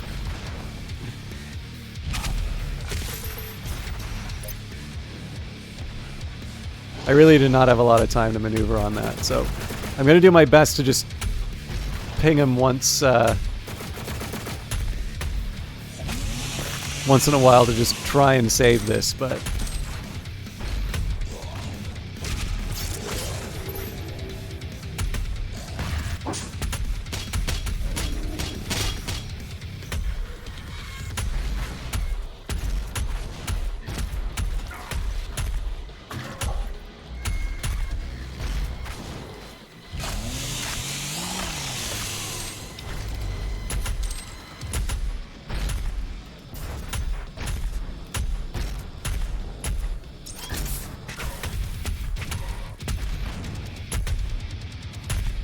I mean, the fact that he's tanking this extra damage surely should mean I get another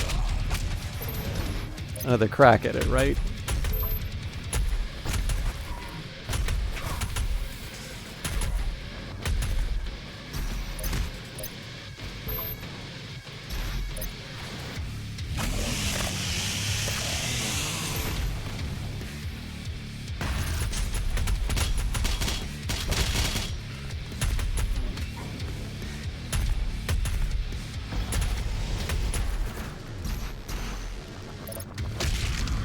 Ah!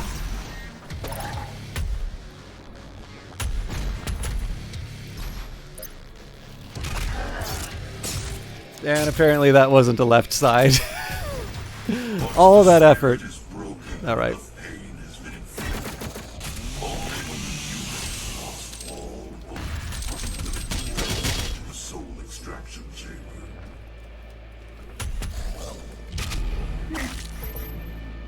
Alright, sorry about the time that took. I really wanted to try and make the magic happen.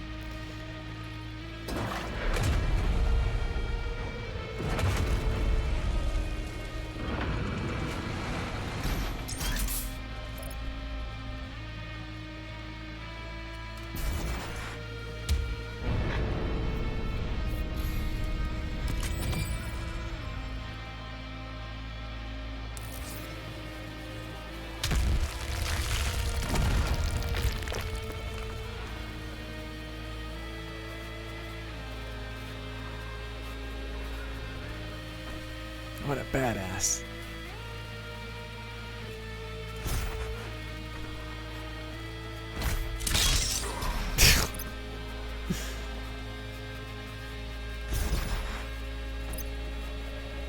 All right.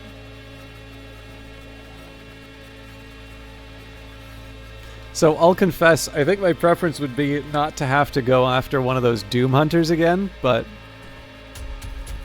Okay, that was the end of the level. Fair enough. I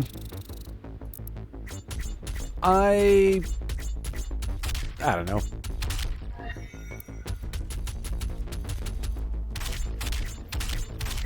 I feel like I could have done better. But we will definitely be able to move into the next level.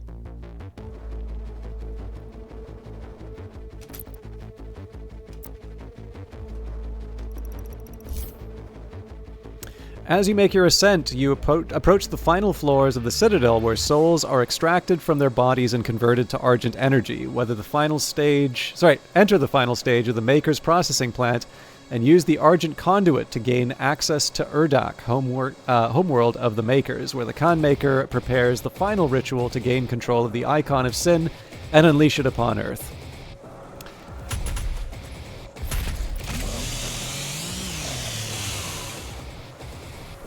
Wasn't there another one? Alright, I'll take it.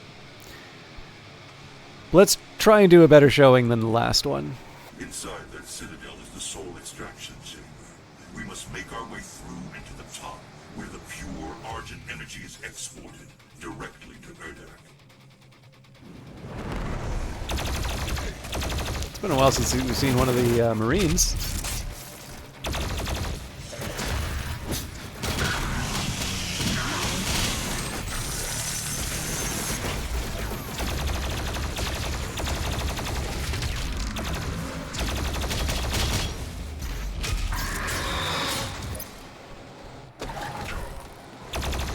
That's just unkind.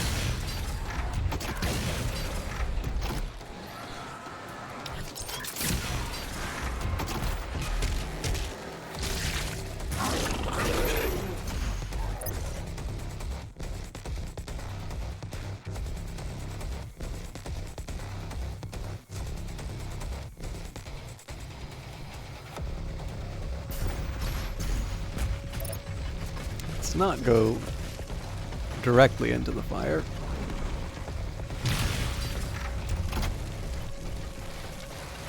I can't afford to use this for too many clearances like that. Okay, something's hit me. There we go.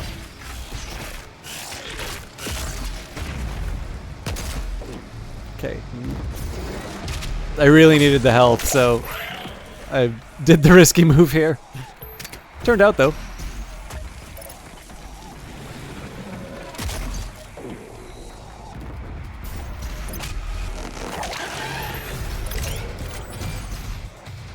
Well, shucks. That's also noteworthy.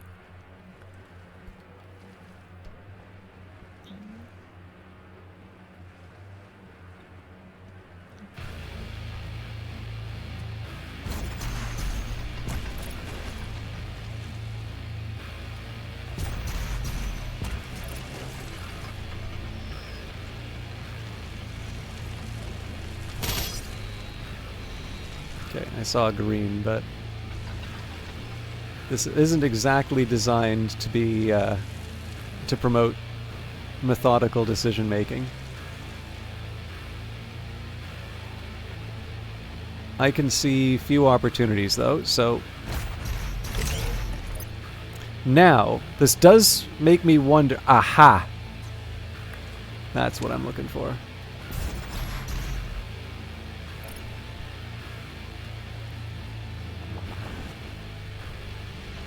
Ooh, hey, they don't make that one easy. Alright. Actually, this is the thing I forgot to mention to Daily. I know most of you have been pretty patient hearing me say this, but I think they actually did a not bad job of adding the exploration elements for idiots like me. There's sort of just enough challenge to make it... there's enough challenge to make it feel worthwhile, but it's not completely galaxy-brained. Alright, what horrors are awaiting me here?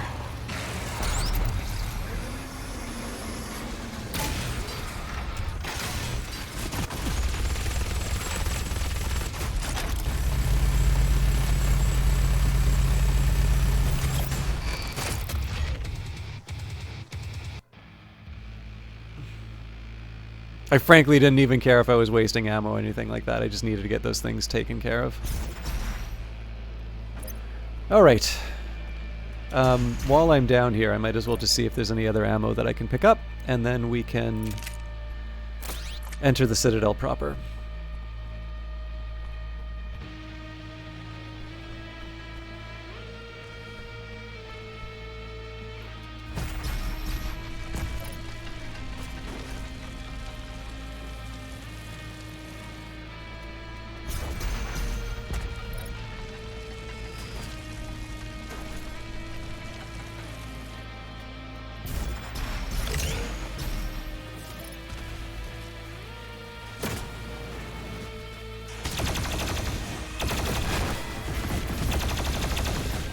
We could do better than this. No, I can't. Oh, I gotta get my health. I'm almost certainly gonna die. Nope. Wrong guy. Okay. I'm just gonna...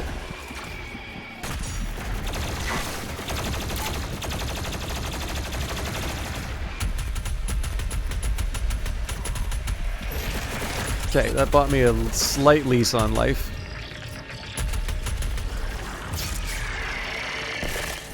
Okay, another thing I can do. There we go.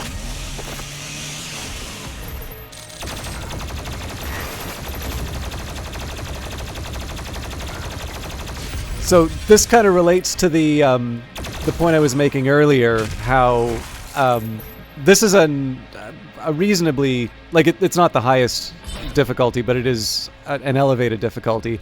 So part of the fun, once you get the pattern down, is trying to, like, when you get in those tricky spots, to try and work your way out through the combination of attacks and sort of special abilities that you have. I have mixed results, and one of the biggest things that I really need to get better at in this game is meaningfully switching between weapons. BFG ammo pickups are found in the world. They appear on the auto map. Ah, so we get another armor out of this one. And I do like lowering the cooldown on Flame Belch, because that's going to hopefully get me a nice steady string of armor. Your people are made to suffer. Processed souls for the Khan Maker's world. I assure you, this could have been avoided with different leadership.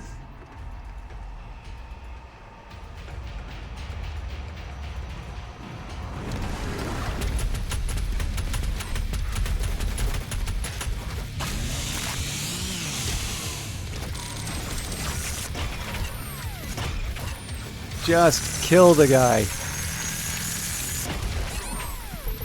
Okay, that was not worth it.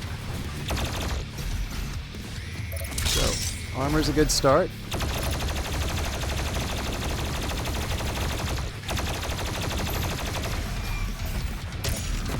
Okay, not quite what I wanted, but I got health out of it, so I'll take it.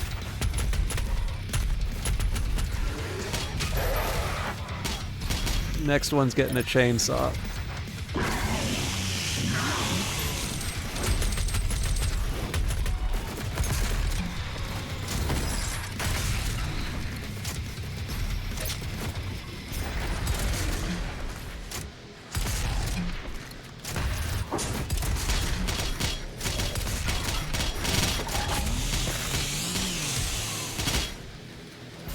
Okay, I saw the big guy.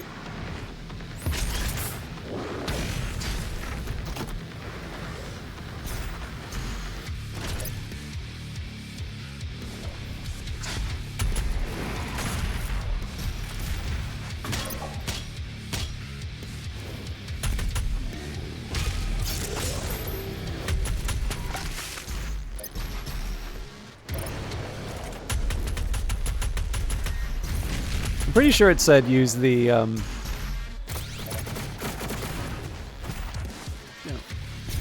well, paste is nice, I guess. I don't even know where I'm going at this point. There we go.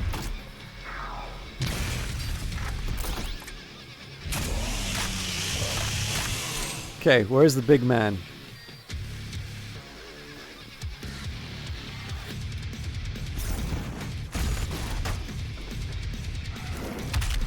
Found him.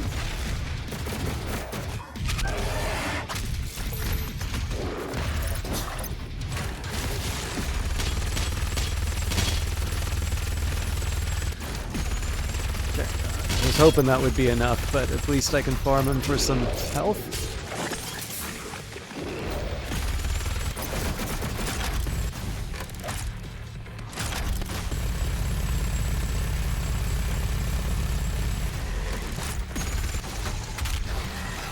Not my favorite enemies.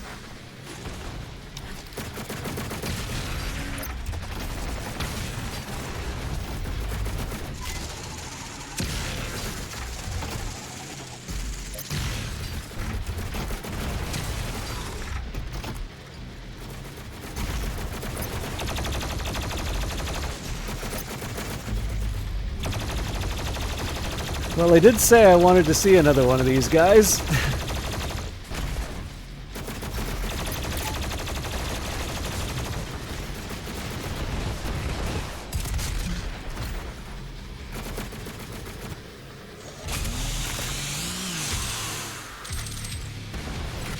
Oh, that's not what I wanted.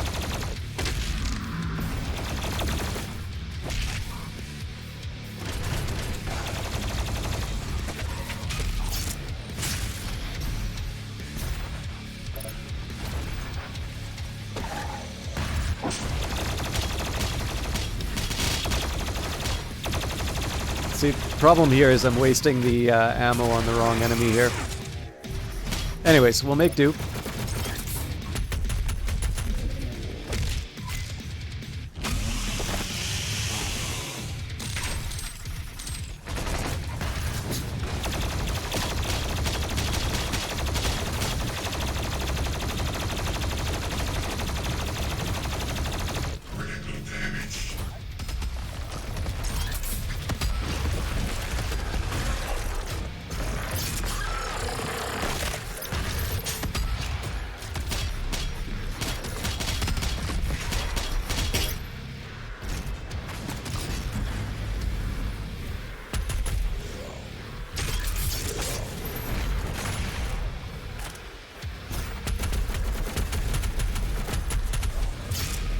So I've got fire that I can work with. I should be taking advantage of it.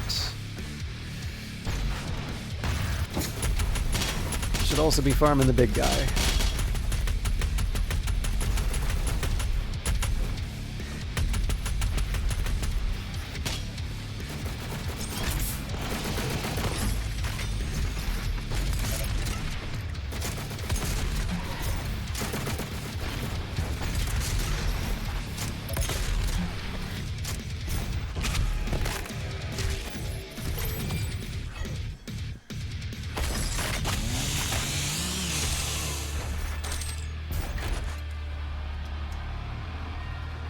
So, don't have as much armor as I was hoping for, but no, we've got a fan.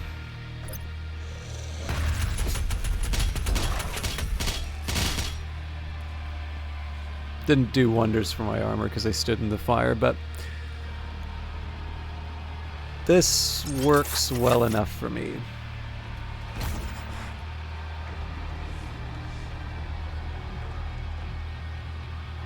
So I wasn't paying attention where I was supposed to go.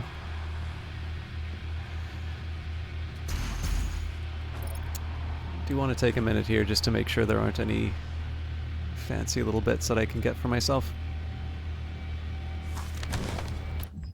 Alright, Necroval, Vega data entry. This is one of the soul spires identified in the Argenta texts, built into the central columns of Necroval. Although most soul spires were linked directly to Argent D'Nur through a Hell Priest created the Continuum Gate, this particular one is linked to Urdak, the home world of the Makers. There's no Continuum Gate here, presumably due to the Khan Maker's natural distrust of those under her charge. The Soul Spires were designed by the Makers to accelerate the processing of mortal victims into Argent energy, and built in secret by Sentinel slaves under the direction of the Order Dig.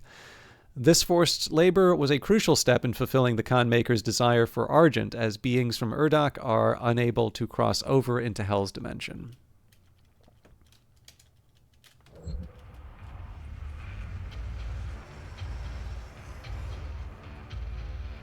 Okay, we've got a big drop, but let's actually see. Well, hello there. I wonder if this...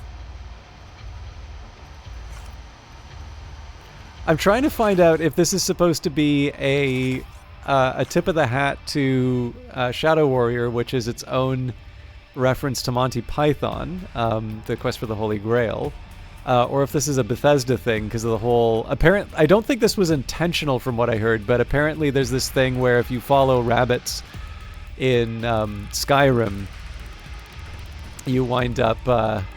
This is raw Argent energy. The suffering on Earth, the bloodshed, all of it for this.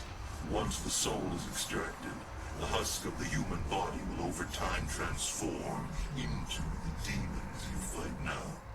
The extracted soul that remains will power their world. The essence of hell.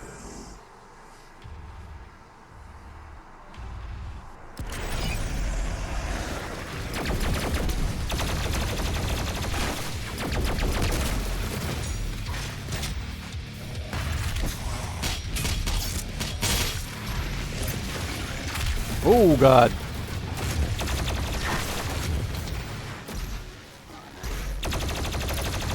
So I definitely want to get rid of the empowered arachnid. Well, looks like it's obliging.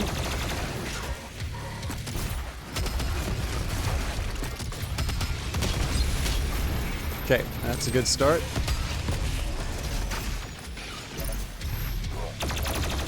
This guy's next on my list.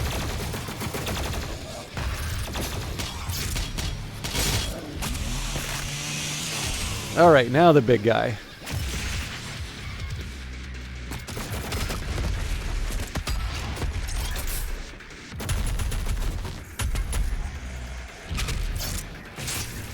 Could use some more, Ooh, what was that? Oh, God, where is he?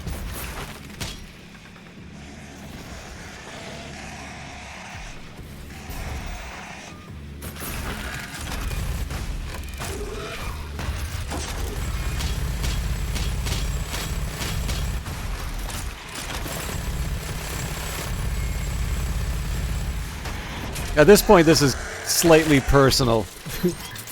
Although I should focus on getting the,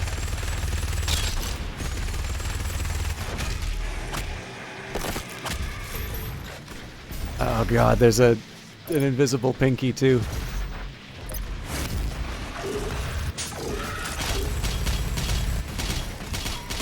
I'm out of ammo. Oh, this is gonna get really hairy in a second. So, I need to chop something up. I need to find the arch vial, I think it is.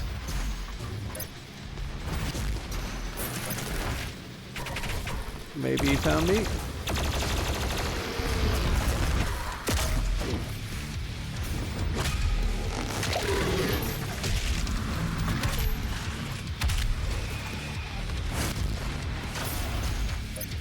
Where on earth is it? Actually, this is one I should be willing to do the,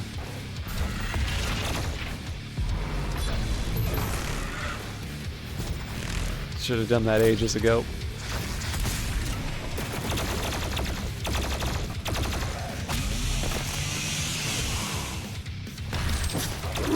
Oh my God, a marauder!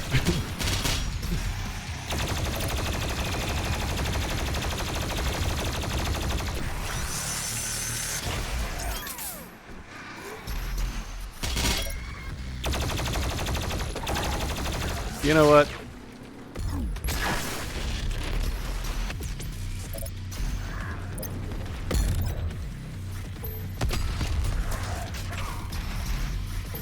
It's probably right that he punished that, but at least I get a minute to think. Just a minute, apparently.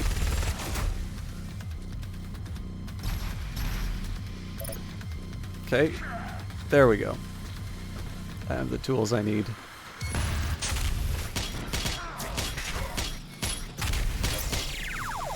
Oh, I screwed up.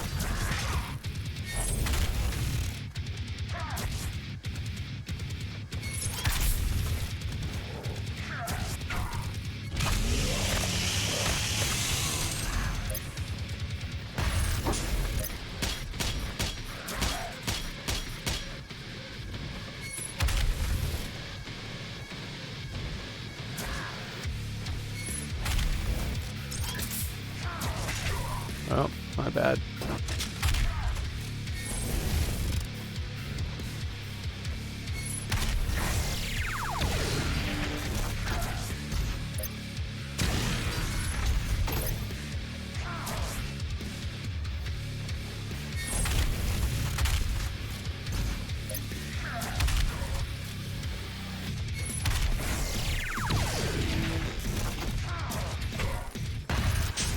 I need to get some help. You'll do.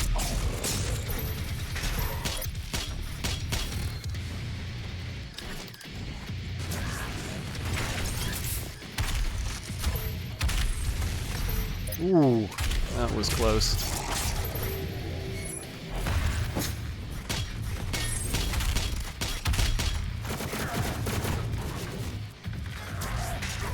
Alright, walk right into that.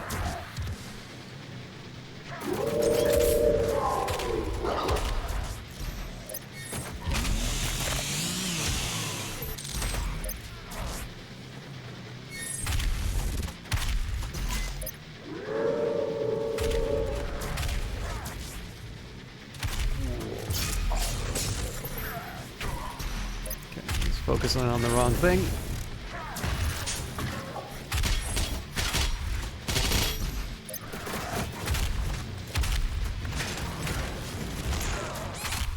Oh, not good, not good, not good.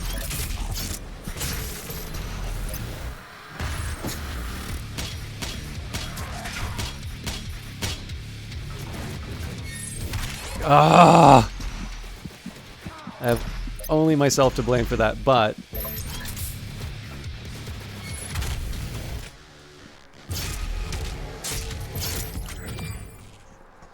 all right. Clearly, that's a major weakness.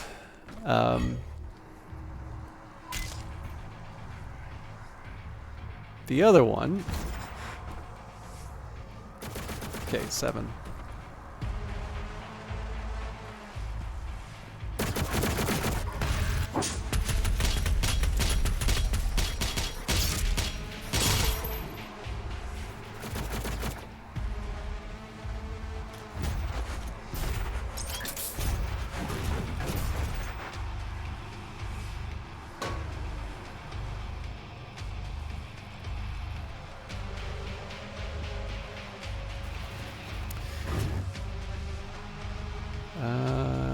Missing something. Oh.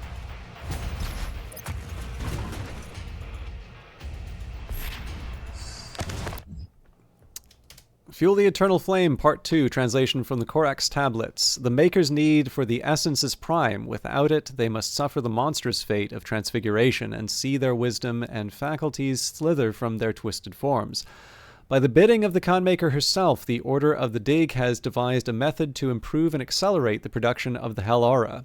What once took eons for the savage beast to attain can now be accomplished in short order by Argenta intellect and with greater efficiency and consistency.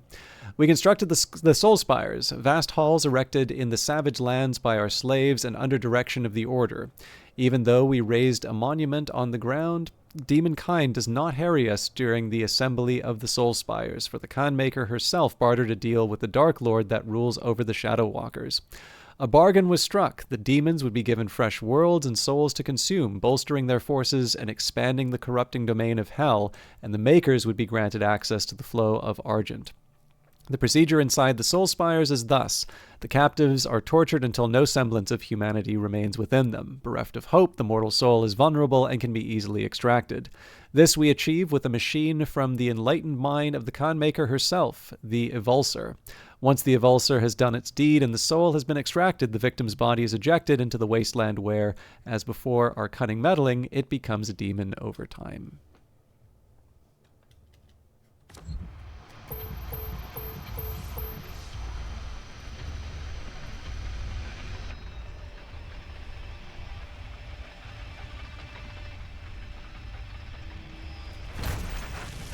Oh, this was a mistake. So clearly I want to get to the top of that. But yeah, I really need to gather ye rosebuds. Alright. This could not have possibly gone worse.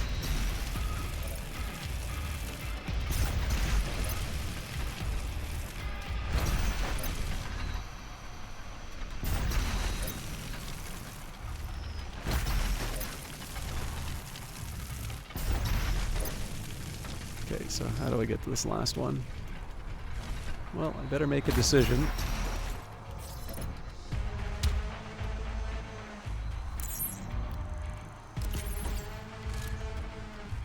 Actually, it might just be as easy as, yeah. Alright.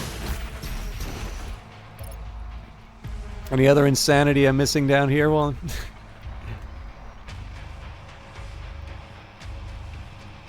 I'm still looking for one of the gore nests. The demons only utilize a portion of the resources that come from the human soul. It was the Makers and the Sentinel Priests who discovered and unlocked the true power of the essence.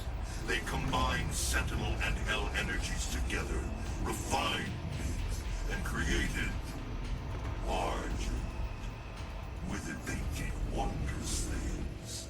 Saved worlds from extinction, healed the sick, and gave infinite power to those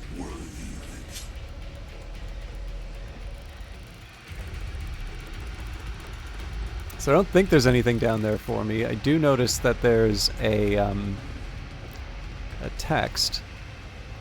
But I guess the thing here is that it probably isn't as easy as just jumping over. Maybe it is?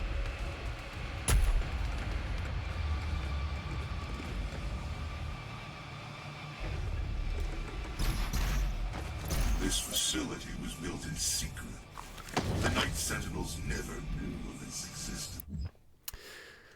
Fuel the Eternal Flame, Part 3, translation from the Korax tablets. We gather the volatile aura and store it in the vast reservoirs. There it is coalesced with wraith energy and subjected to the infernal fires of hell itself. In the heat of the primal fire, the essence is loosened and captured for our gain. The final stage of the process is the dividend of the gains. The vast quantities of the essence are fed directly to Argent Denur to power our machine and drive our engine. The rest is reserved for the Khan Maker. Though she may never set foot in the Dark Domain, she has devised means to teleport essence to the Holy Land, that which she calls Urdak, the domain of angels. Her use of the essence is unchallenged, for it was she and her court that gave us design to capture the essence, and her payment is just. Built by Sentinel slaves, for a maker who never set foot in hell, nor demon in Urdak. Argent Denur served a grave purpose to the makers. I'm just trying to make sure there isn't anything fancy down here for me to play around with. I guess probably the map would also reveal that. That's discouraging.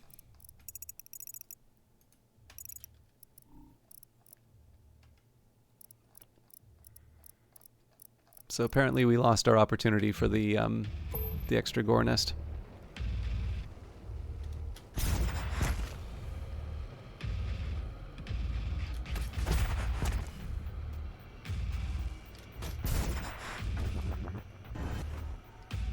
Whoop.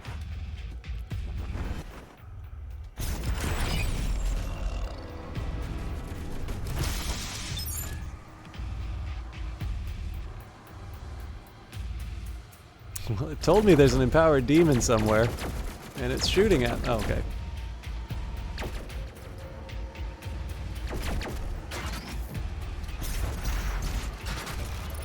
This machinery is not made without Hell's knowledge.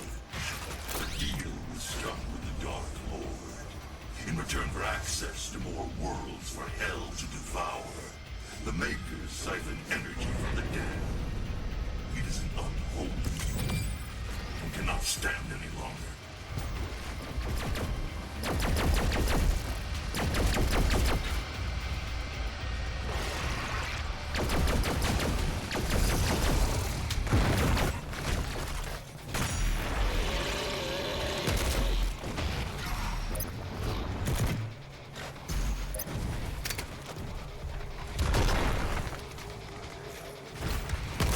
Oh god, what was I thinking when I did this?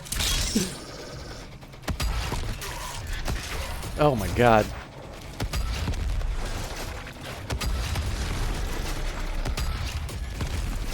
Let me just say that I am making some interesting tactical choices.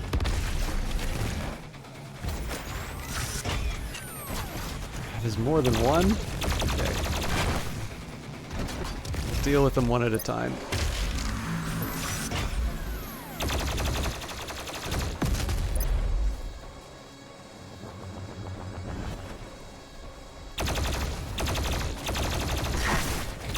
God, I hate that. Now the real problem here is I'm not going to have my big punch back, so...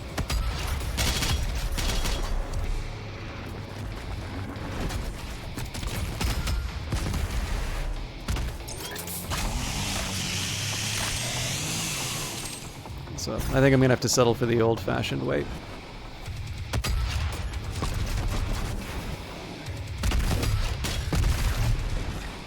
Probably doesn't exactly help that there's an empowered, oh, dude.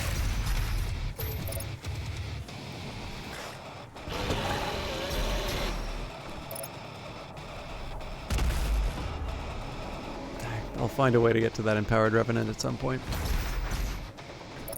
Oh, there we go.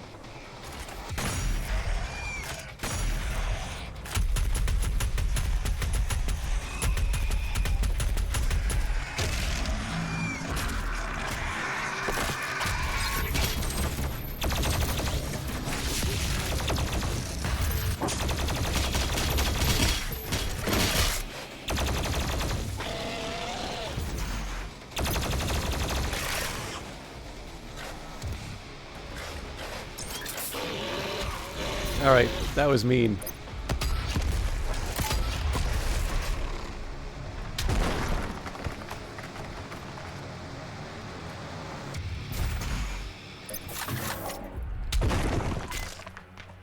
At this point, I'm doing it so I can destroy as much of this level as possible. Oop. There's something mad there.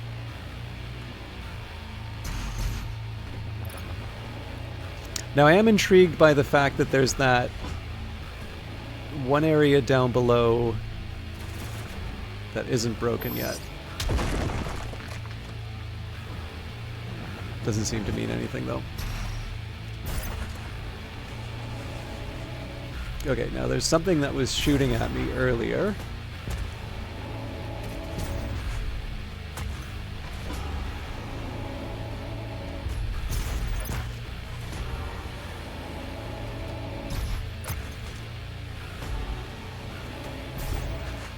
Oh, crap.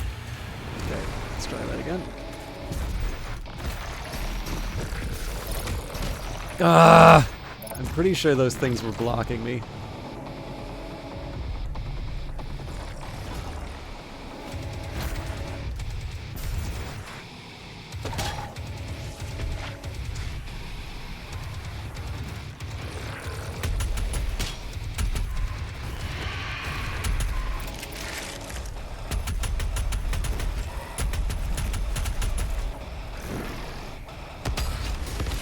Definitely don't need to get elegant with this.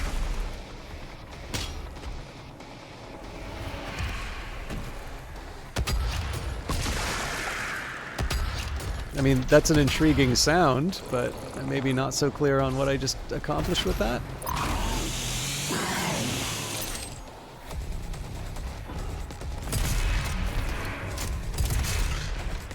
Not so sure I'm... Okay.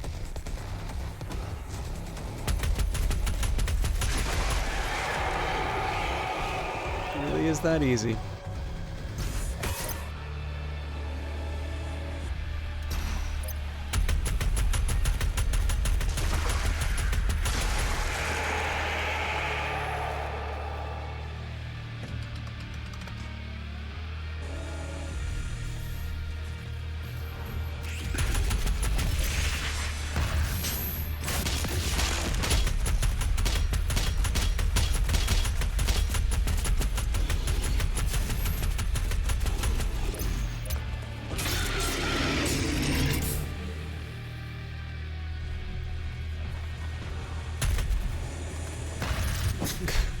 What a waste.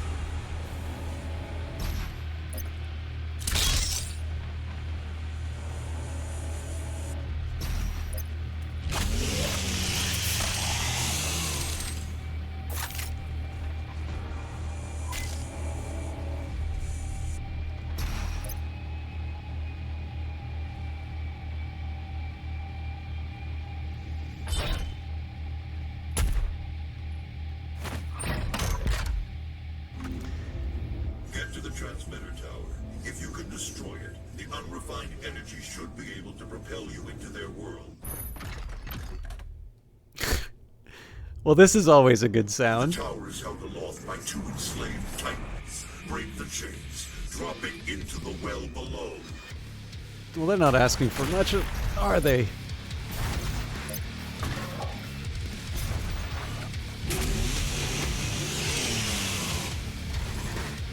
You know what? Let's just start this off on the right foot.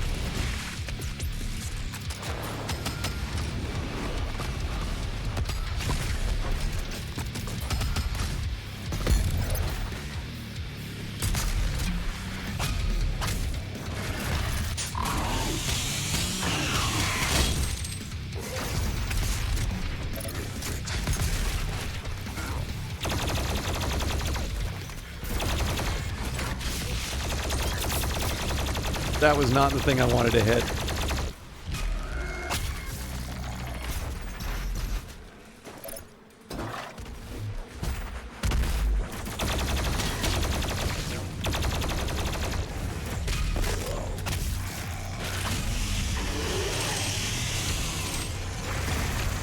Oh, big guy.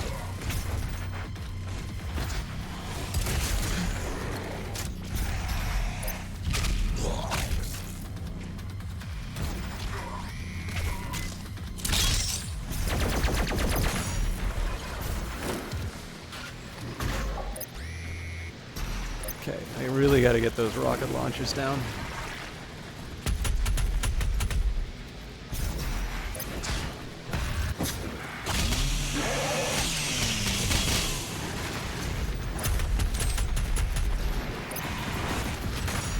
That's one.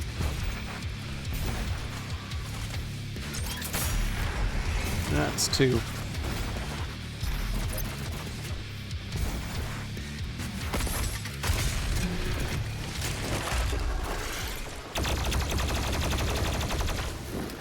Yeah, I'm thinking maybe lasers aren't the way to handle that, or plasma aren't the way to handle that guy.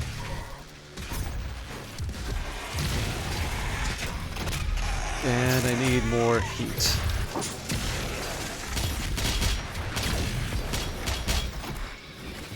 Minigun, please!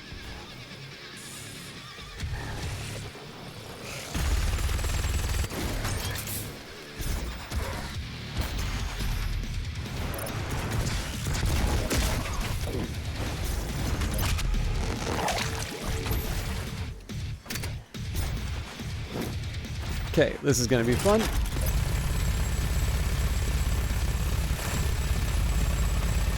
Ah!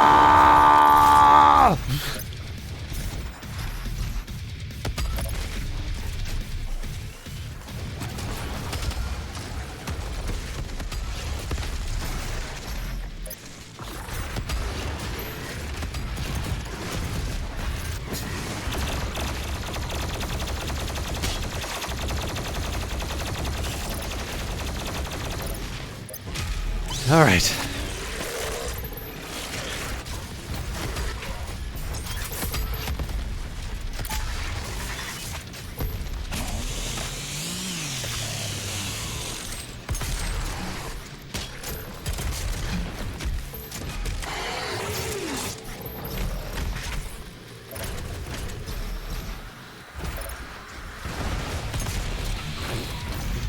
Fun.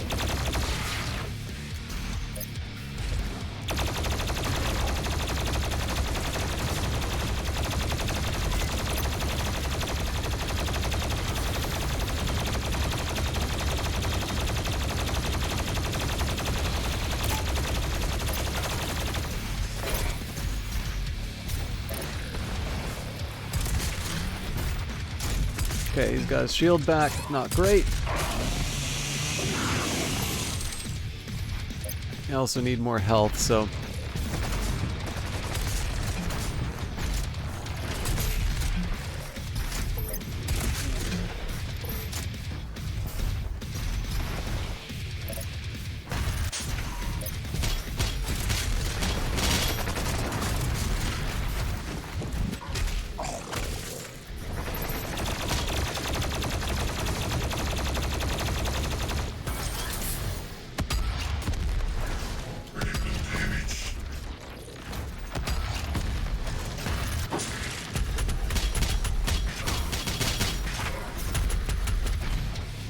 Oops.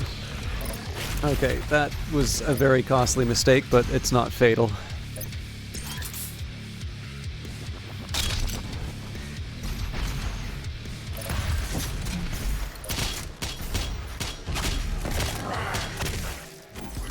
You must break the chains and destroy the Argent transmitter, then ride the energy flow to Erda.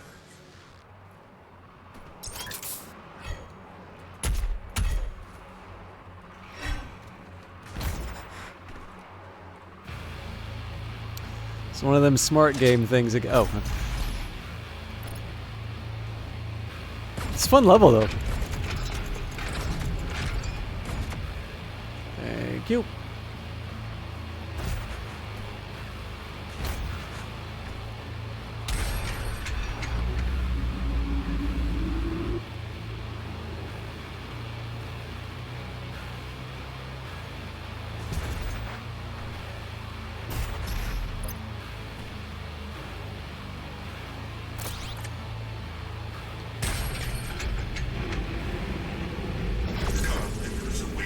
icon of sin. You must hurry.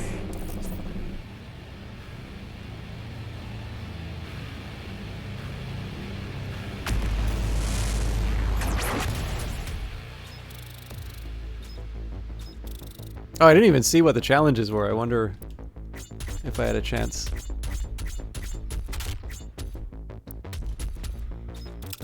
Punch by blood, kill more than one enemy with a single blood punch 5 times, perform a glory kill on a tyrant. Oh, black back glory kill. And perform a left side glory kill on the archvile. Alright, I probably wouldn't have gotten most of those anyway, but...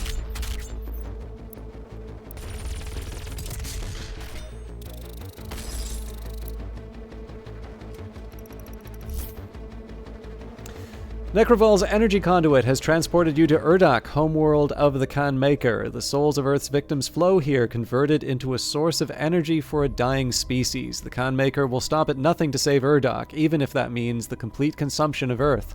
Prevent her from gaining control of the icon of sin and put an end to her plans once and for all. This sure feels like a... Oh, sorry. Delude, I didn't see that you had more material here. So, questions.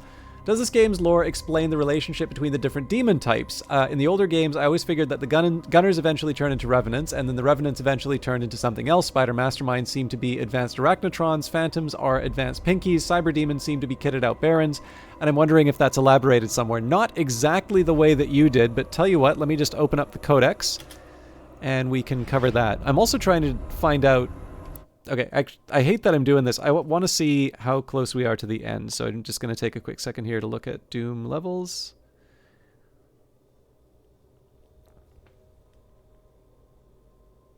Or Doom Eternal levels.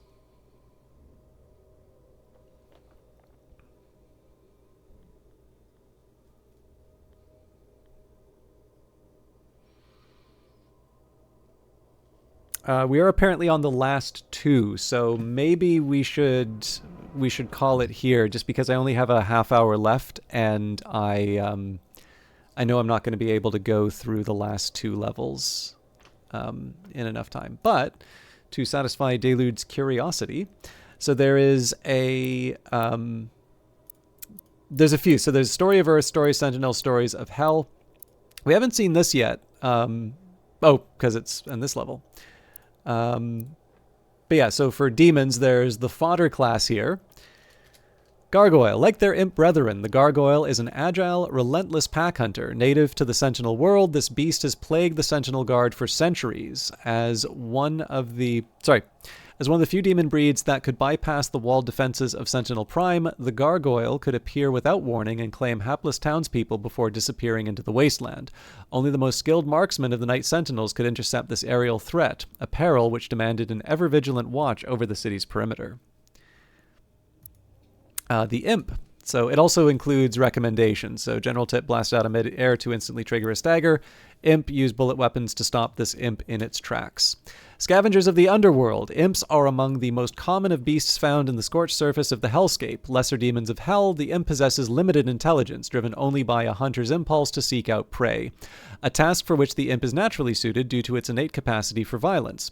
As a result of these attributes, the imp makes for an ideal foot soldier and is oft deployed in the warring legions of hell, easily manipulated and controlled by commanding highborn demons at the behest of the sovereign chapters.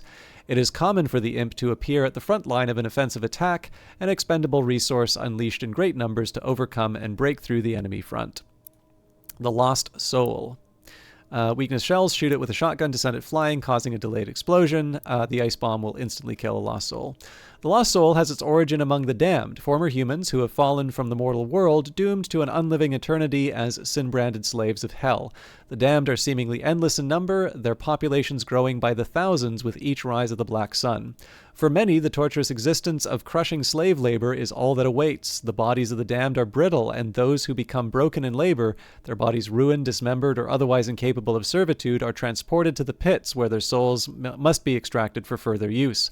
Those fortunate enough to escape this process are what inevitably become lost souls. Their spirits transmogrified into physical form, the lost soul knows only madness, its memory a haunted image of its former mortal life. These creatures live a fleeting existence, roaming mindlessly, seeking only that which can grant them final death. Soldiers. Point blank blast from a shotgun will stagger a blaster soldier. Weakness plasma rifle. The plasma rifle can overload energy shields and trigger an explosion. And a weakness to blood punch. Blood punch can instantly destroy the energy shield. Once frontline infantry fighting to protect Earth from the demon invasion, the Hell Soldiers have now been claimed by darkness, turning them against their fellow soldiers in the midst of battle. And the last of the fodder, zombies, use these weak demons to farm for resources. Possessed by the influence of Hell, these once human underlings that follow in Hell's ranks are those that have been corrupted and deceived by its power, forsaking their own humanity. Those who have fully succumbed to Hell's control cannot be saved, becoming mindless, grotesque contortions of their former selves. Alright, heavy. Arachnotron. Destroy the gun turret to completely disable the weapon. Arachnotrons are built with genetic material recovered from the remains of the original Spider Mastermind, bioengineered for cyber augmentation. While its actual body exhibits only limited mobility, the oddly cerebral qualities of the Arachnotron make it a prime candidate for the impulse-controlled prosthetic frame that it now permanently inhabits. The UAC facility responsible for the Arachnotron's creation, intending to engineer and weaponize demons of their own design, was overrun after the outbreak occurred inside of its assembly plant, killing everyone inside. The facility, still operating under the directive of the administrative AI, continues to manufacture Arachnotrons autonomously. The Cacodemon. Fire a sticky bomb or a frag grenade into its mouth to trigger a stagger. Weakness to Ballista. The Ballista does bonus damage to flying demons. Hunters of the Slothlands. The Cacodemon lurks the bottomless and murky depths of hell in search of easy prey. An aimless wanderer, the Cacodemon is mostly devoid of cognitive ability, sensory awareness, and otherwise commonly occurring impulses. Driven only by a singular desire to feed, the Cacodemon is likely to appear wherever there is flesh to be consumed, bringing with it an insatiable propensity for hunger. It is said that the Cacodemon bears some semblance to the cyclopic titans of ancient hell lore, leading Sentinel scholars to believe that the forgotten titans may yet live on in some disembodied form. The Carcass. Weakness plasma rifle. The plasma rifle can overload energy shields and trigger an explosion. Also weakness to blood punch, which instantly destroys the energy shield. Carcass. The product of inhuman biomechanical engineering, the Carcass was created in the remote labs of the cultist enclave. Neither truly living nor dead, it exists in a stature of partial reanimation, its cybernetic armature simulating the living impulse within a decaying organic host. Devised as a means of extending a soldier's usefulness in combat after death, the unliving host can only be destroyed by severing the body from its cybernetic implants. The Cyber Mancubus. Now, interestingly enough, we didn't actually cover the Mancubus yet, but I'm just going to do this in order. Weakness Blood Punch. Blood Punch will deal massive damage and destroy the armor. General tip, arm cannons have been reinforced and cannot be destroyed by damage. A chest glory kill will trigger an explosion that damages nearby demons. Mechanized and heavily augmented, the Cyber Mancubus is equipped for frontline warfare. Equipped with dual-barrel arm-mounted mortar cannons, the Mancubus's integrated weapon system utilizes the body's naturally occurring biotoxins, refining this corrosive viscous membrane into a toxoplasmid ammunition feed. Siphoned from the spinal gland and funneled intravenously to the weapon conversion system, the corrosive secretion is discharged by alternating firing mechanism, which dispenses the toxoplasmid as either a heated projectile or ignited fluid, the latter resulting in a flamethrower-like incendiary spray capable of burning through armored plating. Sorry, folks, I'm just gonna do a quick ban. All right, the Dread Knight. Weakness Chain Gun. The Chain Gun can quickly falter this demon. A variation of the Hell Knight breed, the Dread Knight has been modified and hardwired for aggression. Armed with an exoprosthesis powering energy blade augments, the Dread Knight is the lethal result of UAC cultist engineering. Epinephrine regulators modulate the Dread Knight with an unbroken flow of rage-addled adrenaline, while its endorphin receptors have been synchronized to respond with the use of its arm-mounted blades. With each kill, the Dread Knight is injected with a flood of artificial dopamine. As a result of its augmentation, the Dread Knight is driven by a biochemically engineered state of pure, unbroken rage, a suffering for which respite can only be found in the act of the kill. The good old-fashioned Hell Knight. The chain gun can quickly falter this demon. The Hell Knight, warrior beast among demons, has earned its place over the millennia in service of the eternal archdemons. As imposed by the sovereign houses, Hell Knights have long served as barbaric enforcers of the netherworld, impelling lesser demons by way of brutality. Rare among demonkind for their innate regard for primal orders of hierarchy, the Hell Knight exhibits adherence to the prevailing rule of its demon lord masters. Requiring little compulsion on behalf of its highborn masters, Hell Knights readily serve the elder Hell Gods for the extent of their lifespans, reaping great satisfaction in the way of war and desecration. All right, good old-fashioned Mancubus.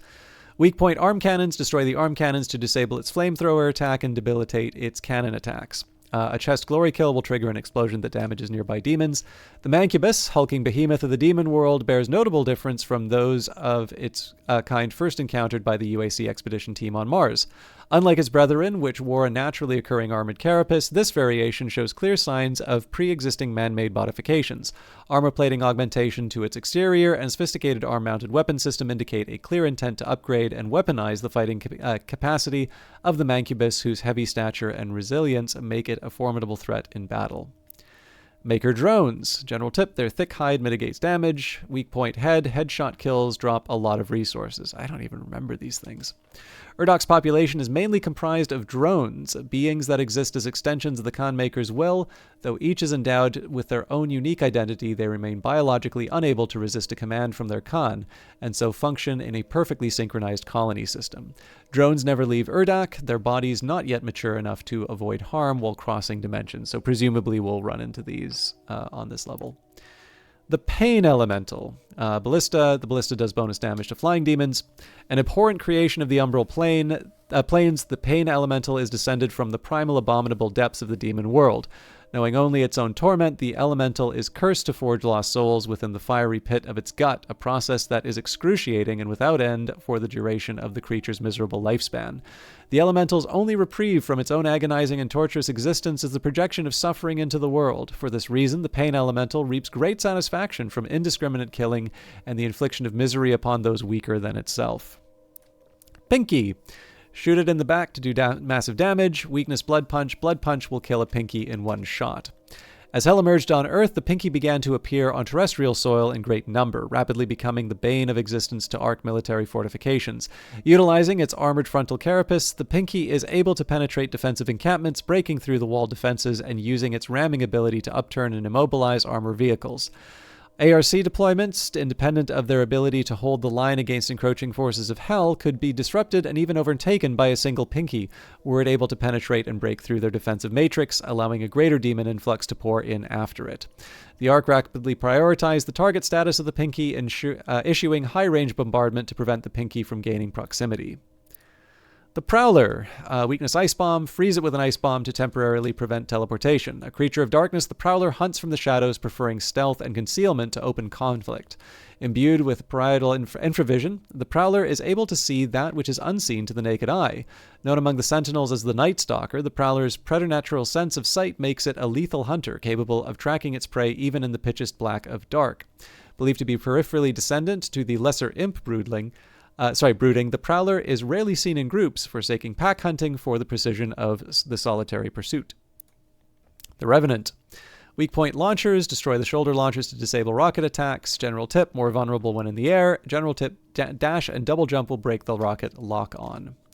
The Revenant program, a bioweapon experiment utilizing reanimated necrotic human tissue, was believed to have been destroyed with the collapse of the UAC facility on Mars. However, the emergence of new cultist enclaves on Earth, former UAC deviations now under Hell's direct control, have begun work on a second wave of production of the Revenant program.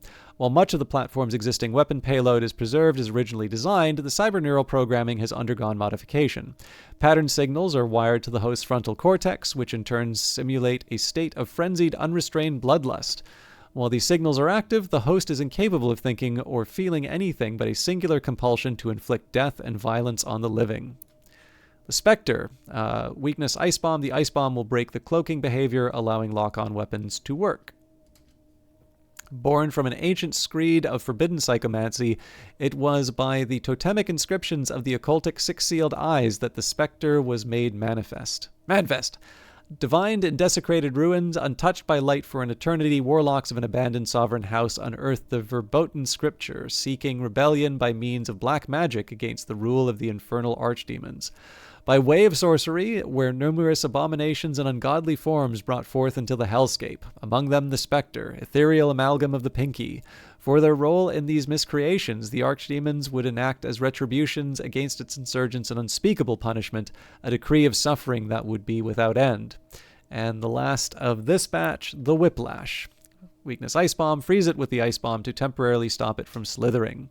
A scavenger of the hellscape, the Whiplash creature was first discovered by UAC expedition teams in the Black Desert of the Sanctum Wastelands. These elusive serpentine demons move with great speed and agility. They are capable of striking from a great distance with retractable bladed whips concealed within their forearms. This particular demon breed became an object of great interest to the UAC engineers on Earth, while attempts to capture live specimens of this nimble and unpredictable creature proved to be exceptionally dangerous. After successfully acquiring living specimens, researchers implanted cybernetic augmentations designed to enhance the Whiplash's innate strength and lethality. We've got two others. So Super Heavy, the Archvile, my great nemesis. Blood Punch can instantly destroy its shield. General tip, the Archvile is vulnerable while summoning. Falter them to instantly gib the incoming demons. Forged in Hellfire, the Archvile is feared among the lesser demons for its innate ability to channel and manipulate the unholy powers of hell magic. Descended from the eldest race of demons, the Archvile has long held a place within the ruling caste of highborn demonkind. Possessing superior intellect among the demon ranks, the Archvile's psychomancy powers make it a natural-born ruler of the savage and primitive beasts of hell, capable of bending weak-minded underlings to serve its will. The Baron of Hell. Weakness Chain Gun. The Chain Gun can quickly falter this demon. The Fireborn Barons have evolved, descendant clan of the Baron Hellbreed, and are indigenous to the caustic, scorched hellscapes bordering the burning abyss. A landscape of cragged spires, forged from unbreakable blackstone, tempered by the crashing waves of magmatic tide, the sulfuric plains of hell have long served as banishing grounds, a place of exodus to which the damned are sentenced as their final destination. The Fireborn Barons have evolved in this environment, sustaining themselves on the remnants of the damned, growing obsidian carapaces, and in time becoming infused with the very incendiary matter of hell itself. The Doom Hunter. Weak point sled. Destroy the sled to permanently disable its shielding and lock on rocket attacks. Weakness cells that use cell weapons to take down their shields, temporarily exposing them to extra damage. Weakness Blood Punch. Blood Punch deals major damage to the sled. And general tip, dash and double jump will break the rocket lock on. Vega data entry. Once a race of beast-like hunters, the Doom Hunter creature was known to Sentinel warriors in ages past as lethal stalkers of the Metal Age. Extracted from the frozen depths of the polar tundra, the Doom Hunter belongs to an ancient race uncovered during cultist excavation in the remote Arctic. Preserved below the frozen ice for millions of years, the unearthed remains of this creature were deemed suitable for reconstruction, becoming the subject of cultist necroregenerative bioexperimentation. Within the remote cultist citadel, a high-tech ritual altar which towers over the Golgothan ruins, the Doom Hunter was ceremoniously and systematic resurrected and rebuilt. While the majority of its components are now cybernetic, it retains a high degree of mental faculty, a sentient, brutal, hunting instinct augmented with the armaments of a tank division. Only 5 more. Marauder. These guys. General tip, the green flash indicates that they are vulnerable and cannot block, so time your shots. The Marauder cannot block while dazed, so strike fast before it recovers. Don't waste ammo trying to break through the shield when it's active. As civil war consumed Argent Denur, the Knight Sentinels Guard were quartered by their faith, torn between serving the Khan Maker or revolting against that which they swore to protect.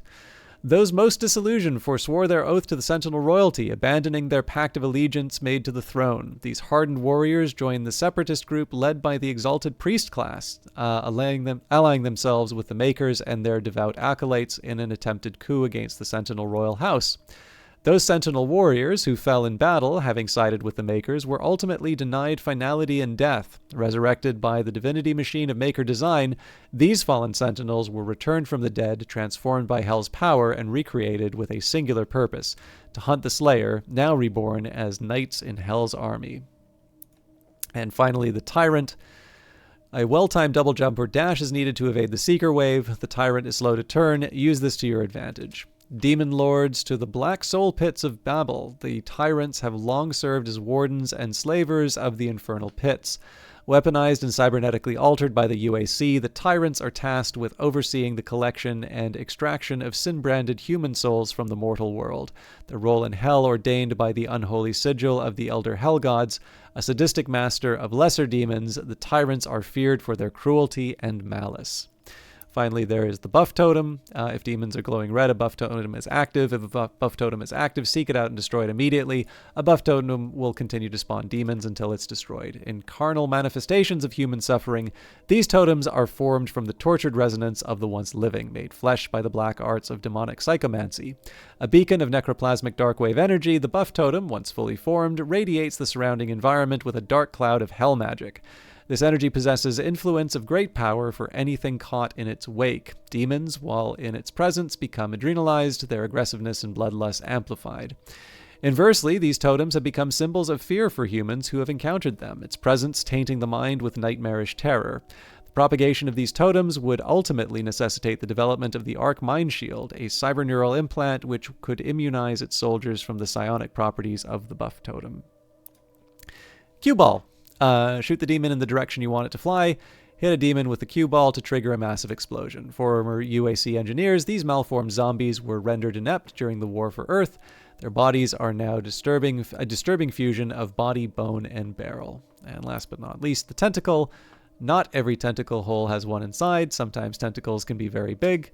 The subject of great scrutiny for Arc scientists on Earth, these hell growth formations have appeared all over the planet, taking hold wherever hell has made its presence known. Forming chaotic, seemingly random structural patterns, the propagation of hell growth has taken root at an alarming rate, exhibiting a cellular reproduction cycle that Arc scientists fear may become impossible to contain. The resultant environmental effect is extremely hostile to terrestrial life, producing atmospheric biocontagions and a multitude of organic hazards. Wherever these nest-like formations emerge, they are protected by swaths of defensive tendrils, long thorn tentacles that demonstrate keen awareness of their surroundings, fully capable of disemboweling anything that it deems to be a potential threat to the nest.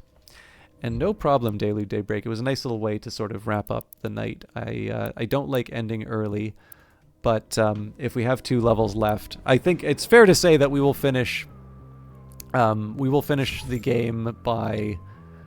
on Wednesday. I will probably even make the effort. So if I wind up getting like stuck on the final level, I will put the extra effort into making sure that I finish it. Or maybe we'll just push it over into Friday. I probably shouldn't commit myself to like a full night, because it is a work night. So I do actually need to go to I do need to go to bed at some time. But thank you everybody for hanging out. I will let my earnings just run along at the top there. I don't know how long the remaining levels go, but it feels a little weird to know that we've got 2 levels left. So I rush through the second to last one. I do want to have some content for Wednesday. So assuming that we finish Doom Eternal this week, Wednesday we should do Doom Eternal. Friday we'll be doing Cyberpunk 2020, and that actually works out reasonably well as far as the overall schedule is concerned. If I just take a quick look at my calendar. So we will have 1 stream for Monday, so I can do either a one-off or I can do something like Ace Attorney. The 16th should be the local game dev meetup, so I won't be streaming then. But then also the 18th and the 21st are Canadian holidays, so I'm not going to rule out the possibility of a stream, but generally I have wanted to take the holidays off, and I have been running kind of hot at work lately. I'm sure a lot of you have noticed, especially with the start times, so I'm slightly more inclined to take the days to myself. Especially because there's a few things I want to catch up on. But I'll obviously announce when I have a clear idea about what I want to or what I'm going to do. I'll put it on Twitter or wherever else you guys want to hear things. yeah, I will just mention, as I said at the start, I am considering a few options in terms of future games. I don't have an exact schedule for things yet. I think Cyberpunk will be on Fridays until I finish it. I know there was great interest in doing Hellblade 2, so I'd like to make sure that I do that. I have a couple strategy games in mind. But I also allowed even for some classic games, so Half-Life or Quake 2, for instance, are ones that I'd be open to playing on the stream. And I am, as I said, I'm definitely open to changing things around or otherwise, taking on some feedback. Just because it's going to be a nice, slightly more open environment. I originally intended to do Doom Eternal just because it was mindless, and then it turns out to be one that actually involves some thinking. So let's find somebody to host tonight. Sorry, you have to look at a blue screen. That's just the way that works on this game. We've got a few people here. No problem, Lord Gloom. Thank you for hanging out. I know my skill at the game has been dropping a bit. I don't know what the preferences are here. So we've got Kilgore, we've got Viridian, we've got Vesper. Actually, you know what? I'm going to host Vesper Fortune. And this is just because he actually gave me Ace Attorney, which we're most likely to play next. And I normally get to... I've been hosting Pro a lot. I have occasionally hosted Viridian, who I know has been streaming a long time as well. So I'm going to hand you off to Vesper Fortune VT. He is playing a game called The Letter. He's a VTuber. I actually don't know what The Letter is, so I'm going to leave you in his capable hands. But particularly for those of you that like the rants, I do know in the past he has done kind of these essays, like video essays on things like the Satanic Panic and other topics. I'll leave him to explain his ways to you, but he's definitely been very supportive, and I don't always get a chance to host him. So Vesper for tonight. And hopefully I get a chance to see you all Wednesday for the finale of Doom Eternal. Otherwise, Cyberpunk Friday. I'm not sure what I'm going to do Monday yet. And then we will have a couple days off as I deal with holidays and local events. Anyways, have a good night. We'll see you in the next one.